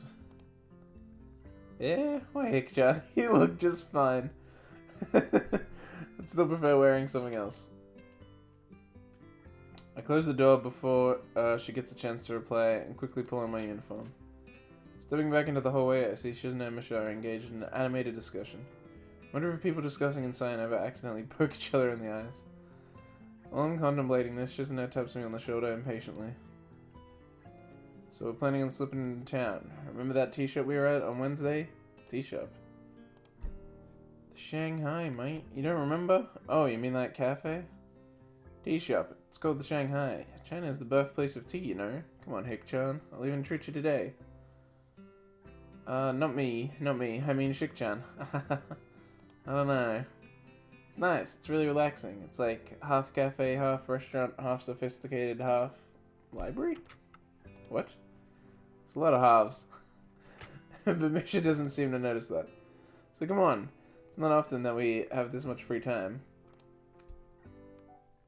If you're busy though, you don't have to. It's not like your presence is absolutely required. I've never seen more weakly disguised reverse psychology in my life. I feel kind of tired today, and my teachers in my classes might want to know where I am. Maybe. On the other hand, I haven't really been in town at all since I've gotten here, so this is a good reason to head there. Also, I could use something to eat. If it's Shizune's treat, even better. I'm totally broke. Alright, let's go. Lead the way. Great.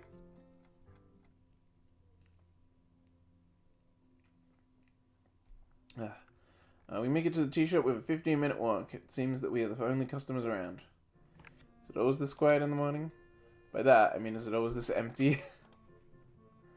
No, this is kind of weird. Hey, this isn't a bad thing though, right? You're right.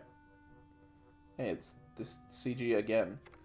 We take our seats at a large, square wooden table, and it hits me that I don't know what this place serves. I just went with what Yuko recommended last time. Hey, is there a menu or something? Nope. That was a strange amount of zest. So, John, have you decided what you're gonna order? I look around the store and I can't see anything resembling a menu. I don't understand what's up with this place. What gives? Some kind of secret shop? Can you normally only enter here with a secret handshake? Some kind of wink and a nod? Do you need someone to vouch for you? A blood oath? Damn it, it was nothing like this last time. I don't know, the last time I think I got coffee. What do they serve here? Tea? Ah, well, that's not just tea, right? Not only tea, there's other stuff too, right? Clearly? Like what? There are no menus here. Where are the menus? Playing another joke on me. There's no way out of this. All I can do is brace myself for the inevitable oncoming burn. I almost want to walk out of the store, but I'm already sitting down. It would be improper to leave now. The unspoken rule of polite social conduct blocked my exit like a wall of fire. I decided to play it safe. I'll order what they order. It's an acceptably... What? If it's acceptably manly enough. I need to order before me. Ladies first. No play it, Hikchan, but we already ordered. How's that even possible? What? How? From who? My regulars. We come here so often that we don't have to do that anymore. Well, I guess you've had enough. We're sitting on the menus, of course. Look around at the other tables. There are no menus on any of them. That means they must just keep them in a big stack near the door or something. What a thing to sit on. And what speed to grab them so quickly. Whatever. Can I have one then? You can take one if you want, but you're not the kind of person who would do something that... What? I can't read that when it's all spread out like that. Isn't that right? I told them that I'd just like some coffee and put my head down on the cool tabletop. Coffee? This is a very high-class establishment, and you're gonna order coffee? I can tell they're messing with me again. In that case, I'll have whatever you're having. Hik-chan, Sik-chan is drinking a special tea that is only grown in remote areas of India. Tea is still handmade by a tribe of tea makers who have passed the methods down to their families for generations. They must wade through alligator-infested waters to obtain the leaves once a year on each trip. Some do not make it back alive. I can't drink that. I would feel too guilty. And I have what you're having. I don't know, what? I don't know what I'm drinking. How? Fine. I don't want the tea that people died for. No, never mind. I'll have coffee. If this is a very high-class establishment, then they should have very high-class coffee, right? No one died for it, right? Perfect answer. There is no way they can stand against it. Shizune shrugs as if to say, well played. It still didn't answer my second question, though. No one... Did anyone die for the coffee? Misha calls for Yuko, who brings over our drinks and a single incredibly tiny yellow cake with a little black plastic fork stuck in it for each of us. Eat my cake in one bite, amazed at how it's probably the least filling thing I've ever eaten. Hik-chan, do you have any plans for tomorrow? Misha takes a gulp of her tea, something sounding suspiciously high class, even though it looks like ordinary tea. This drinks with incredible recklessness, considering how hot it is. The exact opposite of Shizune Lily. Plans? That sounds ominous. Plans? Yes. Yes, I am incredibly busy tomorrow. In fact, I have so much to do that I will not have any free time at all. That's right. None whatsoever. And everything I have to do is extremely important. Very, very important. Misha giggles, clearly not buying it, and then sends it all back to Shizune, who nods slowly and deliberately what? Oh, slowly and deliberately while looking very amused. Unamused. Suddenly she leans forward, staring analytically at my face like a human lie detector, waiting for the smallest tell to give me away. After at least a minute of this, she sits back down in her seat and takes a sip of tea. Okay, Hik-chan, if you're that busy, we don't have anything to do tomorrow, so we thought maybe you would want to hang out with us at the festival. You're new here anyway, right? Right? So, we thought we would show you around and have some fun together, but if you're that busy, we understand. Oh well, oh well. The both of them are shrugged together in perfect sync as if they were rehearsing it. Hik-chan, you're so paranoid. And you'll never beat me up, what? Oh, and you'll never beat me anyway, so why bother getting so worked up about it? Wow, Hik-chan. Beat you? What are you talking about? She's talking about the coercion? I never realized this was just a game to her. I thought I was the only one who saw it as a competition. You know, do you, Hik-chan? Because I don't. You can't outwit me. Well, Hik-chan, not me. What are you talking about, Hik-chan? I can see Shizune smiling craftily, daring me to enter this battle of wills and wits with her. When he's pushed to the edges of despair, man has no choice but to sink or grasp at the fleeting wisps of hope. Fight with her, Fight with all his power against the inevitabilities of his fate and struggle against the impossible. But even if he fails, at least fail knowing that he dared... What? Oh, that he dared greatly. Or something like that. Well, we'll see about that. Don't underestimate me. Then you have to follow through to make good on that, Hik-chan? Oh well, I could get lucky. Don't count on that possibility. You won't. I will. Wait. Let's make a wager on it then. I don't care about competition. That's a blatant lie. Wait, what exactly do you mean? That's okay if you don't know. Neither do I. So it's settled then. Alright, alright? What? Didn't you hear what I just said? Now what's left is the stakes. When what the winner wins, or more interestingly, what the loser loses. Hey, It's a very dangerous game I'm playing. Shizune herself is a very dangerous girl if she can only think in terms of winning and losing. If she views every time that I talk with her as some kind of battle of wills, I don't think I could take it. That kind of thing drives people insane. She's too Machiavellian. Before this, I'd assume she was just kind of stoic. Nevertheless, I'm interested. In hindsight, I realized that I just challenged her to what is essentially a duel without any rules that won't end until one of us... What? I guess that's it. That's so vague. What are the conditions for winning or losing? The first person to feel stupid loses? I don't know. I've never had to think of anything like this before.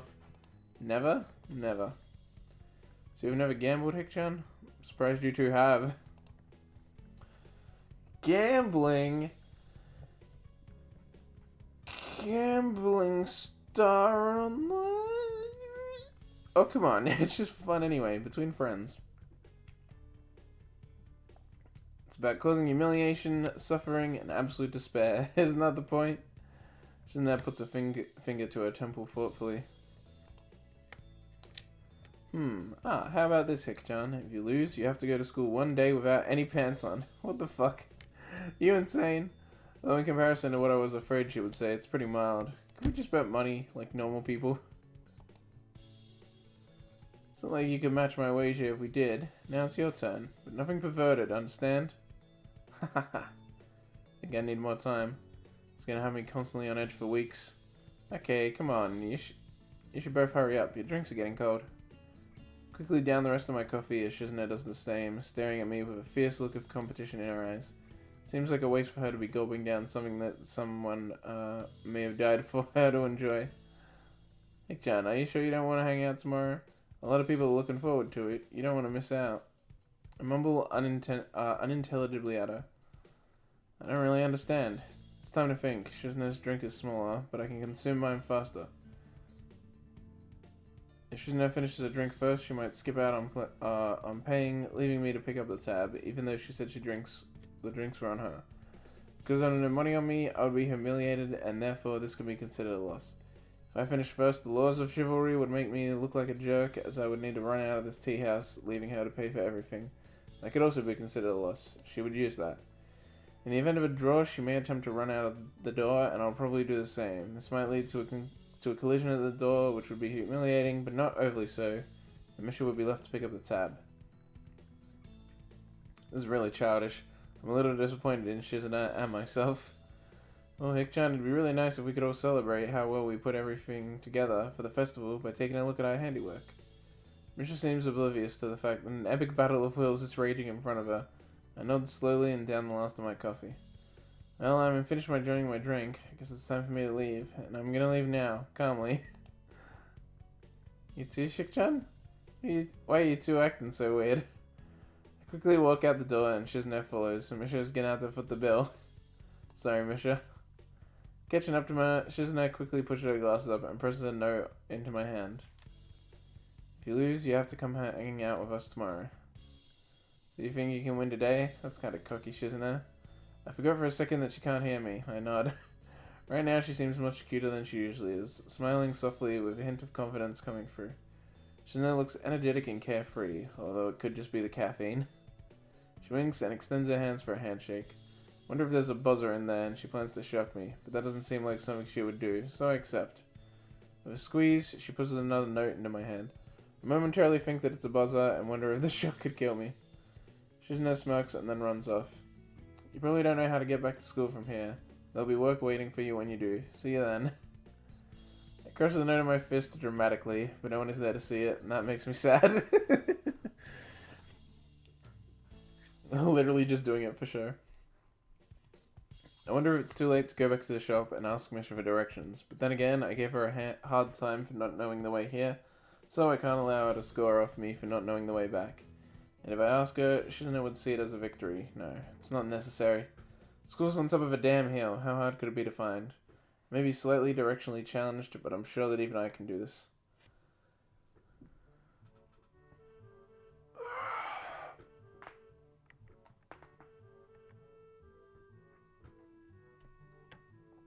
About an hour and a half later, I walk the long paved path leading from the gates to the main building. Haha!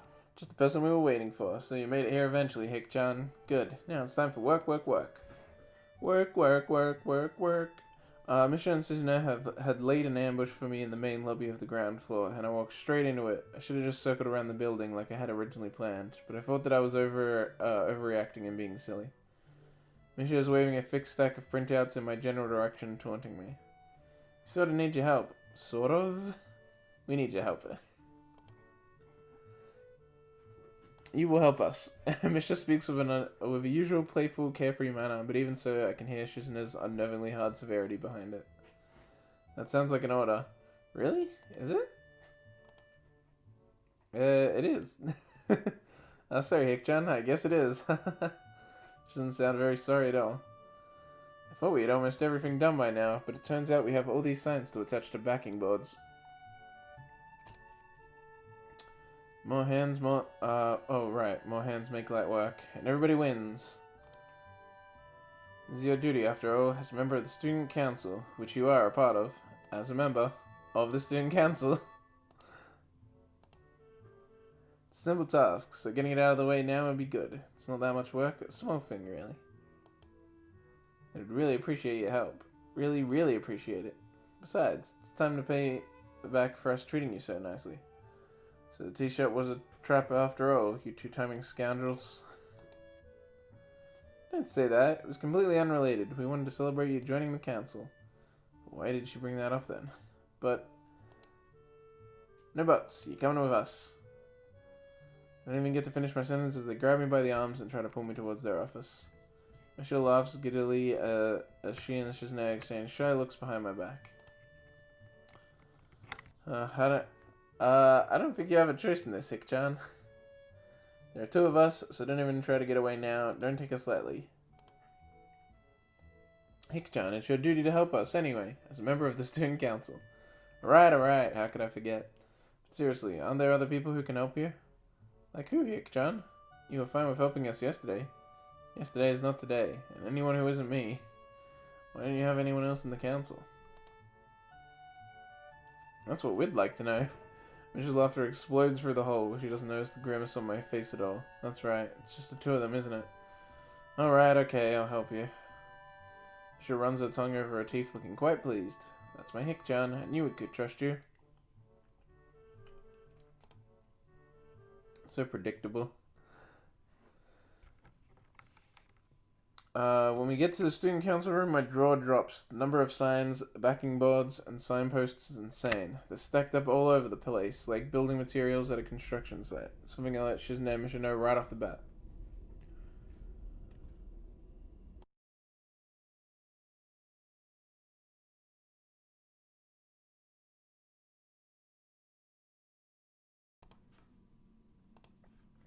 So many signposts here, you could probably build a second wall around the school with them. Really? There are a lot of them, so maybe. Yeah? No? How do you know that, Shik-chan? Really? Don't tell me she's actually considered it. Shizune hesitates, then pushes her glasses up a bit as Misha lets out a very uneasy sounding laugh. So she has considered it. That's irrelevant, Hik-chan. Can you get on with making the signs, please? Alright. I feel sort of lied to, though. I thought you said it wouldn't be that much work. Ah, well, Shik-chan meant it wouldn't be that much work for us. The bitch. Someone has to supervise you while you do this, you know, to make sure you're doing it right. And those people will be us. So what are you two gonna do? What's you? No, that was just a joke, Hik-chan. We'll help out too, of course. The student council is really supposed to have a lot more people. This is just a bad year. Fewer people than usual, even though we already didn't have that many the year before. And then there's just a lot more work than before too.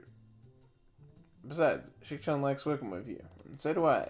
We've accomplished a lot more than we normally could, you know. I can accept that. Lately they've been looking a little fatigued every time I see them. Student council work is apparently a 24-hour-a-day thing, and from what I've seen and heard, there are just the two of them. Well, I guess I make it free. They must work almost non-stop. I wonder how much time they spend working in this room when I don't see them. And I've gained a glimpse... what? Oh, and I've even glimpsed Misha taking naps, sometimes without Shizune at her side, by herself. Shizune has to be working 60-hour weeks doing her student council duties on top of regular classes.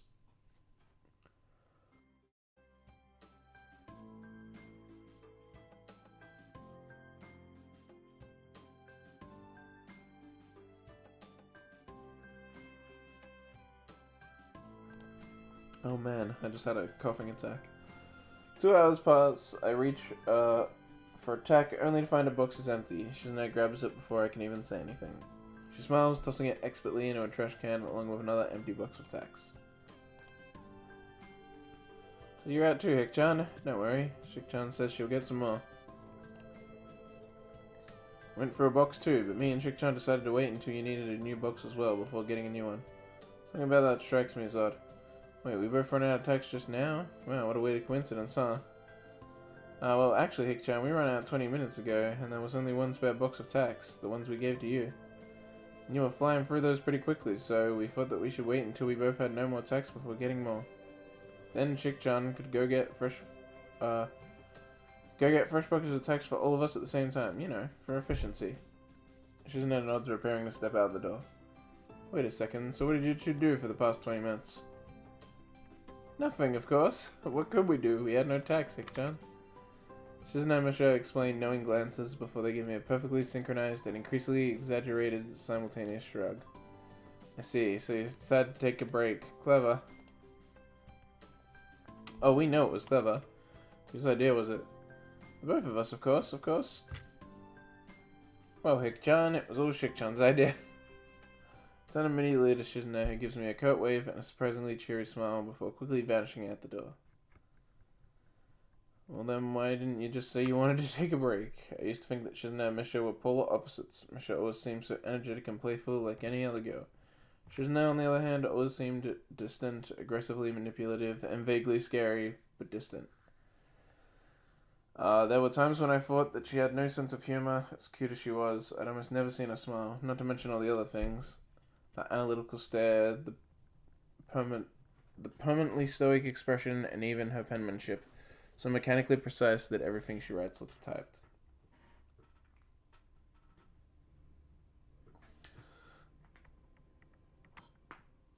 Shizune and Misha really aren't as different as I'd thought. I'm a little surprised. Why? Shizune, I didn't know she liked to joke around like that.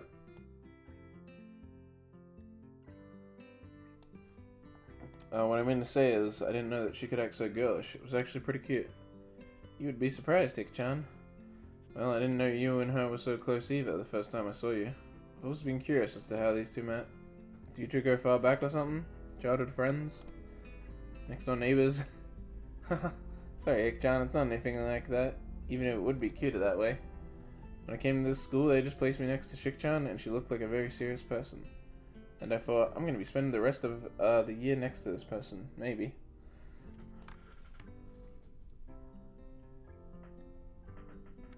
So it would be nice if we could be friends, but I wonder if she'll like me.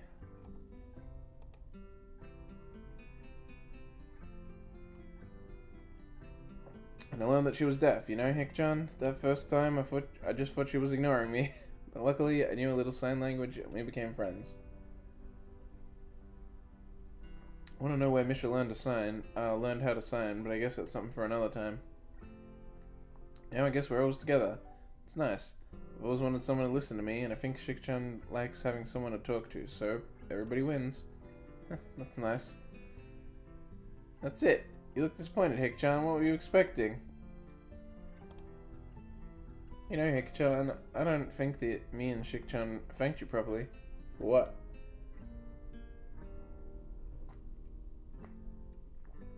Joining the student council. You've been a real help to us, Hik-chan. I think I will get a lot more sleep now. Well, I'm glad I could help if it helps a young woman sleep at night.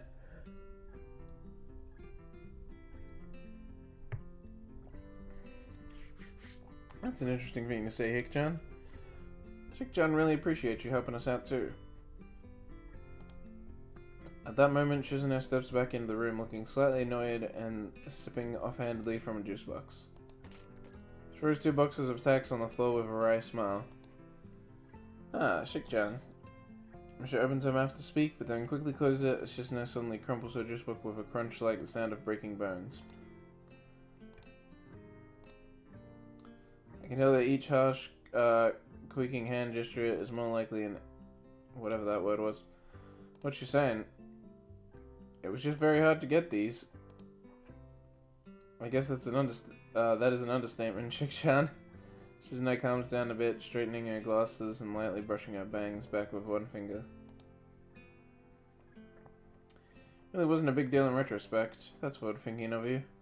Alright then, I guess the two of us should get back to work, Kik-chan. Sure, why not? By the time we're done with the signs, it's already getting dark out. I hadn't expected something like this to take so long, but then again, if it were that easy, I doubt Shizune and Misha would have asked for my help. Shizune falls into a nearby chair, cracking her knuckles systematically and letting out a muted yawn. So for today, I guess. That's a good thing, Shik-chan. I'm very tired too. That took longer than expected. You agree? Didn't expect it to take so long either. That was planned. I'm so hungry. I just realized I haven't eaten all day. Now that I think about it, I've eaten nothing since I woke up this morning. But right now, I'm almost too tired to think about food. It's like me, only eating in the morning.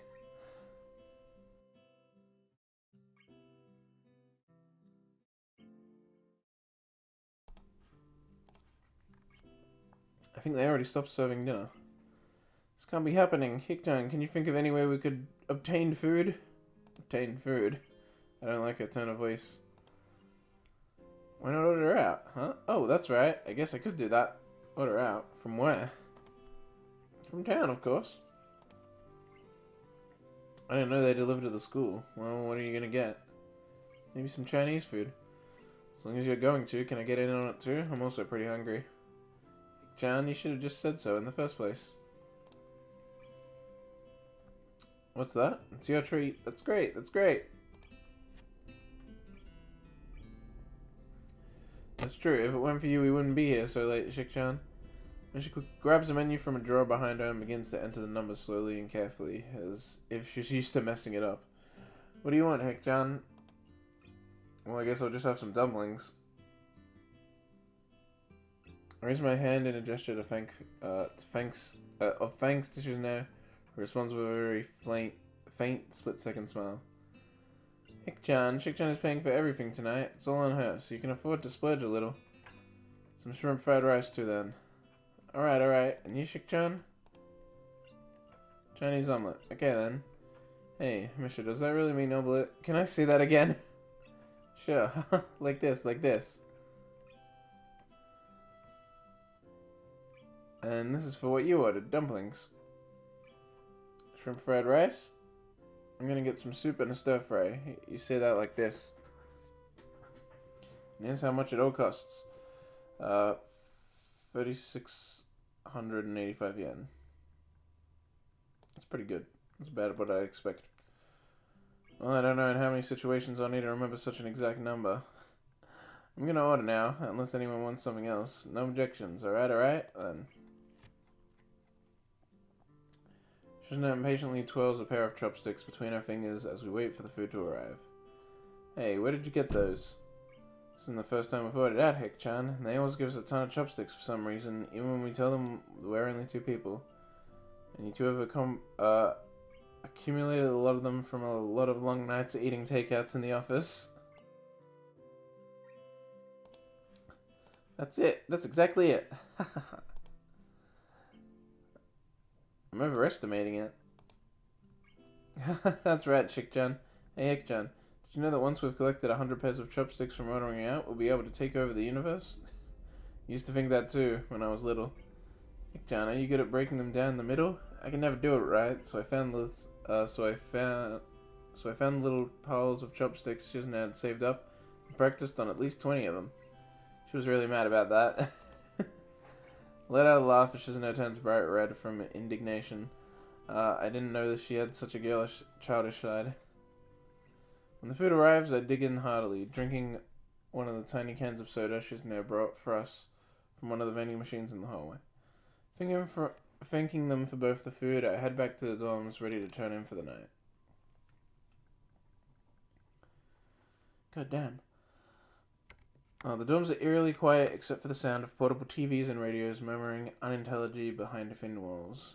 It's quiet here at night and very peaceful. I can hear the crickets chirping outside my window and see actual stars when I look up. Tired, I try to fall asleep as quickly as I can, only feeling slightly robbed of my Saturday. Damn.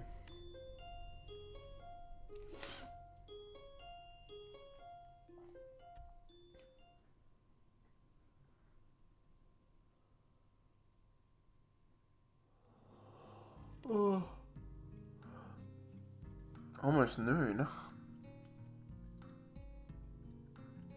Isn't it school festival day?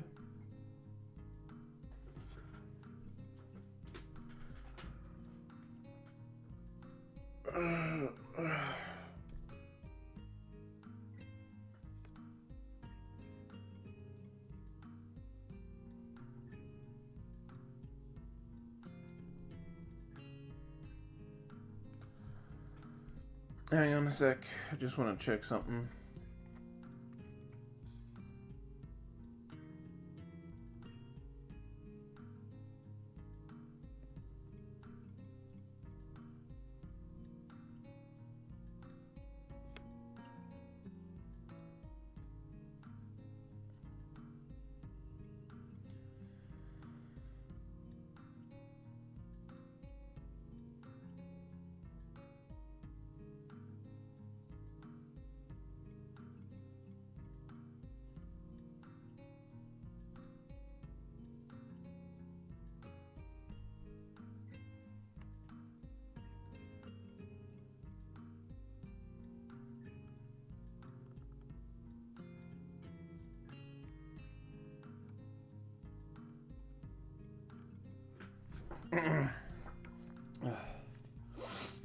Oh, whoops, sorry, I did that with the mic on.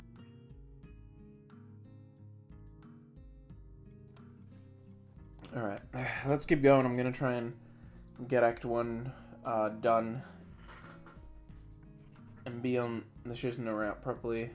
Well, I guess we already are because it's festival day, but get onto it fully, and then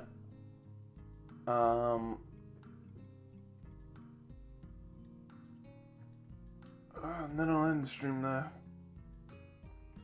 Let's go.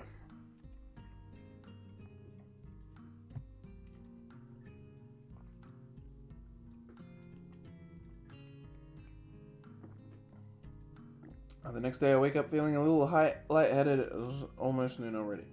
Sleeping late is fine since it's Sunday and there are no classes. Not just a Sunday though, but the festival as well. From my window I can already see some people at the soba booth slinging noodles on the plates for people with a craving for low quality food. Throw back a handful of my morning meds and ponder how to spend the day. There'll be a few exams in the coming weeks, but I don't consider them as ominous as others, so I'm not as worried about them as I probably should be. With no urgent obligations regarding education, I should be free to spend the day at the festival as I like. Finishing my morning routine, I exit into the hallway, intending to go out and find something to eat. Passing by his door, I decide to see what Kenji's up to today out of impulse. I'm curious if he has any plans, since everyone is doing something. Then again, I can picture him having built a soundproof shelter in his room. Have I read this before? I have. I'm gonna have to hang out with the student council since I lost a bet. I realized that we didn't agree on when and where. I'll just wait for them rather than risk us missing each other in the chaos outside. They must be busy running around and organizing things anyway. It's funny, I would have assumed the price for losing the Shizune in a stupid game to be a lot more severe. This is just a pretense for spending time with her. In that case, I guess he just wants me to have fun. Even though she can't just come out and make her intentions clear. They may be good intentions after all, and I think I'm starting to like her more. I could skip going, but it'd be a waste, and I want to go too. I mean, you know, today does seem pretty exciting. If anything, it'll be interesting. The student council? What? That's still around. Isn't it like two dudes? They're both girls. Really? Are they cute? Damn, no, wait. Are they cute? No, it doesn't matter. The student council president is insane. That whoever it is never talks and only gives orders for flunkies. Shit, they're the same at every school. Sounds like a cold-hearted bitch. Bitches everywhere. If it's two girls, they outnumber you 2 against 1. This is a dangerous situation, dude. Who knows what can happen? Damn, the student council is just 2 women, but they hold so much power. They must be stopped. I can see them, plotting ways to push their feminist agenda. I can't trust an administration like that. This is not cool, not cool. Damn, shit, damn. He fingers his scarf nervously faster and faster, like he's trying to start a fire, then slowly begins to calm down once the panic attack finishes running its course. I'm gonna have to find some place to hide in, a safe haven, and then knock the lights out myself so that I don't have to experience this horrible day. I have the perfect thing for that. I must prepare now. I wonder what I'd like to do with Shizune and Misha, deciding it's best to be extra prepared. I ducked back into my room and stuck my wallet with money.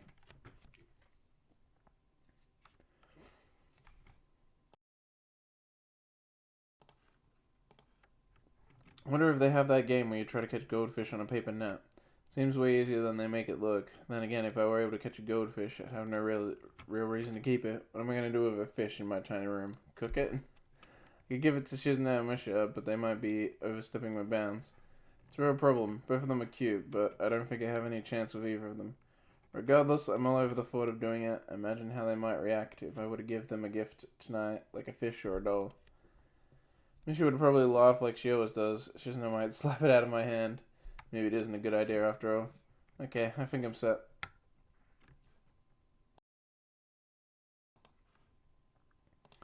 A good while later, I decided that this could be another psych-out test devised by Shizune.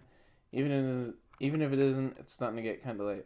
I resolved to just go out and search for them, even though I don't know where I could look. They might be really hard to find today. As soon as I step outside, I almost bump into Shizune.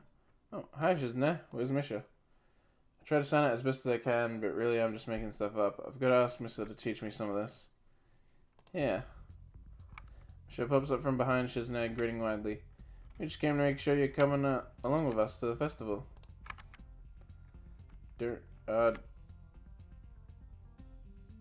Don't something on your renege? Maybe. Promise? I don't think I promised anything. Stop trying to get out of it. Come on, Nick-chan, it'll be fun. You need this anyway, or you'll become a no good person. You don't want to become one of those people who just stays in their dorm room all day being paranoid, do you? I find myself staring over his shoulder at the door to Kenji's room right across from mine. I hope he didn't hear that, but I think Misha wants the opposite. No, of course not. I was just playing around a little, and was right about to leave. Anyway, you two didn't have to come here. Really? Haha. She was worried you would try to get out of it somehow. We need you, Hick-chan. Huh? I think my heart just skipped a beat. I don't aim to knock the dolls off... what? Oh, I don't have to aim to knock the dolls off their pedestal in that one game, and Shik-chan refuses to throw things. Oh. Shizune stares at me, immediately noticing my disappointment. She uncrosses her arms and adjusts her glasses. What did you think we meant? I refuse to throw anything. Why, Shik-chan? That is weird. Well, anyway, Hick-chan, you've thrown a ball before, right? Right? So you have to come with us. I'm amazed by their logic. I don't know if they're joking or if they're not. I'd feel offended if I didn't know you guys were joking. You're joking, right? It is what it is, Hick-chan. It is what it is. It is what it is. It is what it is. Well, that's reassuring. Come on, let's go. The deaf band is setting up outside your window. Misha grabs me by the hand and tries to pull me out the door, but it's clear that she isn't trying at all. Chanel looks at the both of us, blushing slightly and fiddling with her glasses impatiently. I'm not used to this kind of casual contact, but I have nothing against it. How could I object? It's still light outside, but the sun is getting ready to set behind the trees. It looks like half the school is out here, and I can even see some faculty members standing off to the side, helping themselves to some punch. They're about to empty the entire bowl, to the dismay of the girl working the stall. There's some fortune tellers chatting idly with their friends, while others have already gotten started slinging horoscopes at anyone who walks in range. I think that kind of tactic is a little too aggressive, but it shows that they're into it. It's refreshing to see, but I don't know if I'll be able to get used to it. Well, we should get something to eat. Hungry, Hick-chan? Come to think of it, I haven't eaten all day. I don't really want to eat fried noodles. That's okay, there are other fried foods. Are there any foods that aren't fried? Candy. Junk food is the essence of celebration. Wahaha. Come on, I mean, Shik-chan, we'll treat you to one thing. One? Just one. Only so you can build up energy for your throwing arm. Ah, but it doesn't look like all the booths are done setting up yet, so you might not be able to get what you want. Take a look around, surprised by the number of stalls. It's unbelievable. This festival seems larger than the ones you might see in actual towns. Despite what Misha said, it seems like half the school is already celebrating. The air is humming with the exciting chattering of at least half the student body. I can smell food cooking, and it's only making me hungrier by the second. Come on, Ike-chan. The food is already disappearing fast. If you want takoyaki, we need to move now. I could go for some takoyaki. Come on, let's eat that. Alright, I haven't had takoyaki in forever. I'm game. Shizune takes off before Misha can even sign it back to her, briskly walking towards the takoyaki stand as Misha and I try to keep up. Misha laughs as she skips towards Shizune, who asks for 3 orders of takoyaki by holding up 3 fingers. I never noticed it before, but for someone who is so obsessed with high-class tea, it's a little weird that Shizune is also so into fast food. I take the plate of takoyaki she hands me and wonder if I should dig in. It looks extremely hot. You can see the smoke coming off it and the oil bubbling on the surface. Shizune and Misha both look at me as if waiting for me to eat before they can begin. Calm back down, so I spear one of the tiny plastic fork giantly sticking up from the corner of the plate. However, before I can even put it in my mouth, Shizune and Isha begin eating eagerly. Shizune taking quick but delicate bites out of the takoyaki, while Misha eats with relish like a small child. I guess at the end of the day, both of them are just kids like any other student here.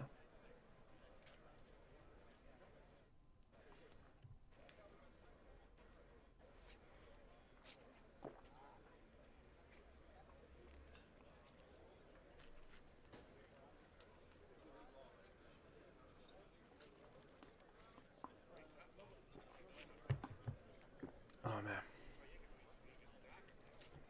My throat's starting to give out. This is kind of nice.